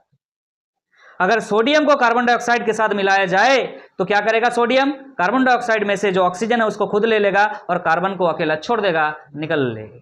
समझ में आ रहा कि नहीं आ रहा? उसका रिडक्शन कर देगा। सो इट इज कह सकते हैं बहुत अच्छा कॉन्सेप्ट है। आगे बात करते हैं। It gives rough estimate about the basic character of the element. Underline कीजिएगा, किसके बारे में बात कर रहा है? एक रफ आइडिया देता है आपको किसके बारे में? बेसिक कैरेक्टर के बारे में। अगर किसी का आयनाइजेशन एनर्जी, ध्यान दीजिएगा, अगर किसी का आयनाइजेशन एनर्जी ज्यादा होता है तो वो अच्छा बेस बनाता है, ये कह रहा है। क्लियर है कि नहीं? वो अच्छा बेस बनाता है। लेट सपोज जैसे कि आपको यहां दिख रहा है आयनाइजेशन एनर्जी सोडियम का कम है मैग्नीशियम से, तो सोडियम का जो हाइड्रोक्साइड होता है, कोई भी मेटल का हाइड्रोक्साइड क्या होता है? बेस होता है। याद रहेगा इस बात को, वैसे क्लास 10 में आपने पढ़ा होगा। तो इसका हाइड्रोक्साइड एक ले लेते हैं हम, सोडियम का हाइड्रोक्साइड NaOH, और आपके पास एक मैग्नीशियम का हाइड्रोक्साइड है MgOH का होल 2 वोल्ट वाइज। आपसे पूछेंगे कौन अच्छा एसिड है, तो आप क्या बोलेंगे? कि जिसका आयनाइजेशन एनर्जी ज्यादा है। किसका आयनाइजेशन एनर्जी ज्यादा है? मैग्नीशियम का आयनाइजेशन एनर्जी ज्यादा है, तो ये अच्छा बेस है। समझ में आ रहा कि नहीं आ रहा? This is basic character. अभी 2 मिनट में ये सब मिटाएंगे, जो बच्चा नहीं लिख रहा है वो जाएगा। समझ में आ रहा कि नहीं आ रहा है? और इस चीज को और डिटेल में समझना है तो आपको इस चैप्टर के आखिरी वीडियो तक बने रहना होगा, वहां पर हम इस चीज को डिटेल में बात करेंगे। क्लियर है कि नहीं? आगे बात किया जाए, समझ में आ रहा है? चलिए ध्यान दीजिएगा। The abnormally high values indicates that the electron removed is other than the valence electron। ये क्या कह रहा है कि अगर आपको वैल्यूज दिया हुआ है आयनाइजेशन एनर्जी का, और उस आयनाइजेशन एनर्जी के वैल्यूज में सडन जंप आपको देखने को मिले, काफी 5 से 100 हो गया सीधा, तो इसका मतलब यह है कि वैलेंस इलेक्ट्रॉन के अलावा कोई इलेक्ट्रॉन रिमूव कर दिए आप। वैलेंस इलेक्ट्रॉन तो सबसे बाहर होता है, उसको निकालने के लिए जो एनर्जी लगेगा वो कम लगेगा, लेकिन अगर उसके बाद ज्यादा एनर्जी लग रहा है, इसका मतलब समझ जाओ कि तुम वैलेंस इलेक्ट्रॉन तो नहीं निकाल रहे हो, उसके अंदर के इलेक्ट्रॉन्स को तुम निकालने का ट्राई कर रहे हो। समझ में आ रहा है कि नहीं आ रहा? इस लाइन का मतलब कह रहा the abnormally high values indicates that the electron removed is other than the valence electron. इस चीज को समझने के लिए हम कुछ एग्जांपल्स यहां लिए हैं, अब इस चीज को समझेंगे, ध्यान दीजिएगा। इन बातों को हम मिटा रहे हैं।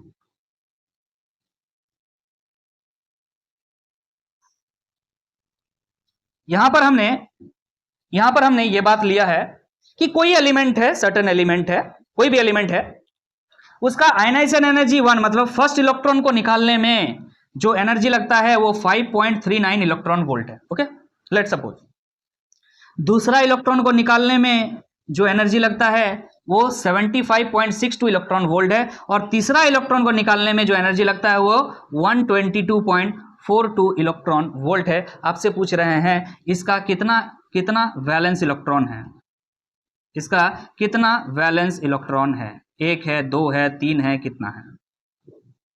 समझ में आ रहा है? तो आपको देखना चाहिए यहां पर क्या हुआ है सर, 5 से धड़ाक से बढ़ गया, कितना? 75 दिख रहा है, 5.39 से क्या हो चुका है? 75। तो आपको दिख रहा है यहां से यहां जो है एक सडन जंप है, सडन जंप है। और ये सडन जंप कब होता है? जब वैलेंस इलेक्ट्रॉन एक ही है, वो निकाल चुके हो, अब तुम अंदर में हाथ लगा रहे हो। समझ में आ रहा है कि नहीं आ रहा है? अब अंदर के इलेक्ट्रॉन को तुम निकाल रहे हो, इस वजह से ज्यादा एनर्जी आपको देना पड़ रहा है। ये सडन जंप क्या बता रहा होगा आपको कि इसके पास सिर्फ एक ही वैलेंस इलेक्ट्रॉन था जो कि आप पहले ही निकाल चुके हो। अब जो है अंदर के इलेक्ट्रॉन्स को निकालने के लिए आपको ज्यादा से ज्यादा एनर्जी देना पड़ रहा है। Getting my point? Sudden jump of energy की वजह से यहां पे वैलेंस इलेक्ट्रॉन कितना है? 1 है। अगर इस एग्जांपल को इस प्रकार लिया जाए कि फर्स्ट इलेक्ट्रॉन को निकालने में जो एनर्जी है 9.32 इलेक्ट्रॉन वोल्ट है, सेकंड इलेक्ट्रॉन निकालने में जो एनर्जी है 18.21 इलेक्ट्रॉन वोल्ट है, और थर्ड इलेक्ट्रॉन को निकालने में जो एनर्जी लग रहा है वो 153.85 इलेक्ट्रॉन वोल्ट है। तो क्या यहां से यहां आपको दिख रहा सडन जंप? अरे 9.32 से 18.32 नहीं, सडन जंप नहीं। फर्स्ट इलेक्ट्रॉन को निकालने से ज्यादा एनर्जी लगता है, हमें पता है, सेकंड इलेक्ट्रॉन को निकालने में, चाहे वो उसी सेल से ही निकालना पड़े क्यों ना, ऐसा कोई जरूरी नहीं। समझ में आ रहा कि नहीं आ रहा? अगर एक ही सेल में एक इलेक्ट्रॉन को निकाल रहे हैं तो उसमें जितना एनर्जी लगा, दूसरा इलेक्ट्रॉन को जब निकालेगा उससे ज्यादा एनर्जी लगेगा, क्योंकि वो छोटा हो चुका है, आपको पता है। उसमें इफेक्टिव न्यूक्लियर चार्ज बढ़ जाता है, न्यूक्लियस के करीब आ जाता है इलेक्ट्रॉन, तो अट्रैक्शन बढ़ जाता है। तो आपको यह समझ में आ रहा है, यहां तो सडन जंप हमको नहीं देख पा रहे हैं सर, मतलब फर्स्ट इलेक्ट्रॉन को निकाले हैं जिस सेल से, उसी सेल से आपने दूसरा इलेक्ट्रॉन को भी निकाला होगा, इसीलिए सडन जंप नहीं देखने को मिला। लेकिन जैसे ही आपने सेकंड इलेक्ट्रॉन को निकाल लिया और उसके बाद थर्ड इलेक्ट्रॉन को निकालने के लिए गया, तो यहां आप सडन जंप देख पा रहे हैं 18.21 इलेक्ट्रॉन वोल्ट से 153.85 electron volt. This is sudden jump, sudden jump. और इस सडन जंप को आप किस प्रकार देखते हैं? इसके पास कितना वैलेंस इलेक्ट्रॉन है? क्या बच्चा लोग समझ पा रहे हैं? अरे फर्स्ट इलेक्ट्रॉन को जहां से निकाला है, दूसरा इलेक्ट्रॉन को भी पक्का वहीं से निकाला है, तो कितना इलेक्ट्रॉन है वैलेंस इलेक्ट्रॉन? इसका मतलब 2 इलेक्ट्रॉन। बोला समझ में आ रहा कि नहीं आ रहा? अरे समझ में आ रहा कि नहीं आ रहा? और उसके बाद थर्ड टाइम जैसे निकाल लेंगे तो बहुत ज्यादा एनर्जी लग गया, मतलब समझ गए कि अंदर के कोई सेल पे चले गए हो तुम। क्लियर है कि नहीं? इसका मतलब बाहर के सेल में कितने इलेक्ट्रॉन्स थे? 2 थे। और इसमें आपको समझ में आ गया होगा, पहले ही सडन जंप था, इसका मतलब पहला जो इलेक्ट्रॉन था वो वैलेंस इलेक्ट्रॉन था, बाकी जो इलेक्ट्रॉन्स को आप निकाल रहे हो यहाँ वो अलग इलेक्ट्रॉन से है। ठीक है, तो कंपेयर करने के लिए भी वैल्यू वाइज हमने आपको समझा दिया। बाकी आपको वीडियो कैसा लगा कमेंट बॉक्स में कमेंट कीजिएगा। आपका अगर कोई सजेशन होगा इस वीडियो से रिलेटेड जो जरूर पिन कीजिएगा कमेंट। और एक बात बता दें, अगर वीडियो अच्छा लगा है तो लाइक कर दीजिएगा, चैनल पे नए हैं तो चैनल को सब्सक्राइब कर दीजिएगा, अपने फ्रेंड्स को वीडियो को शेयर कर दीजिएगा। बार बार ये बात बोलने में सही नहीं लगता है, आपके लिए बहुत मेहनत हो रही है, if will give a like it will not harm you. तो थैंक यू, मिलते हैं नेक्स्ट वीडियो में।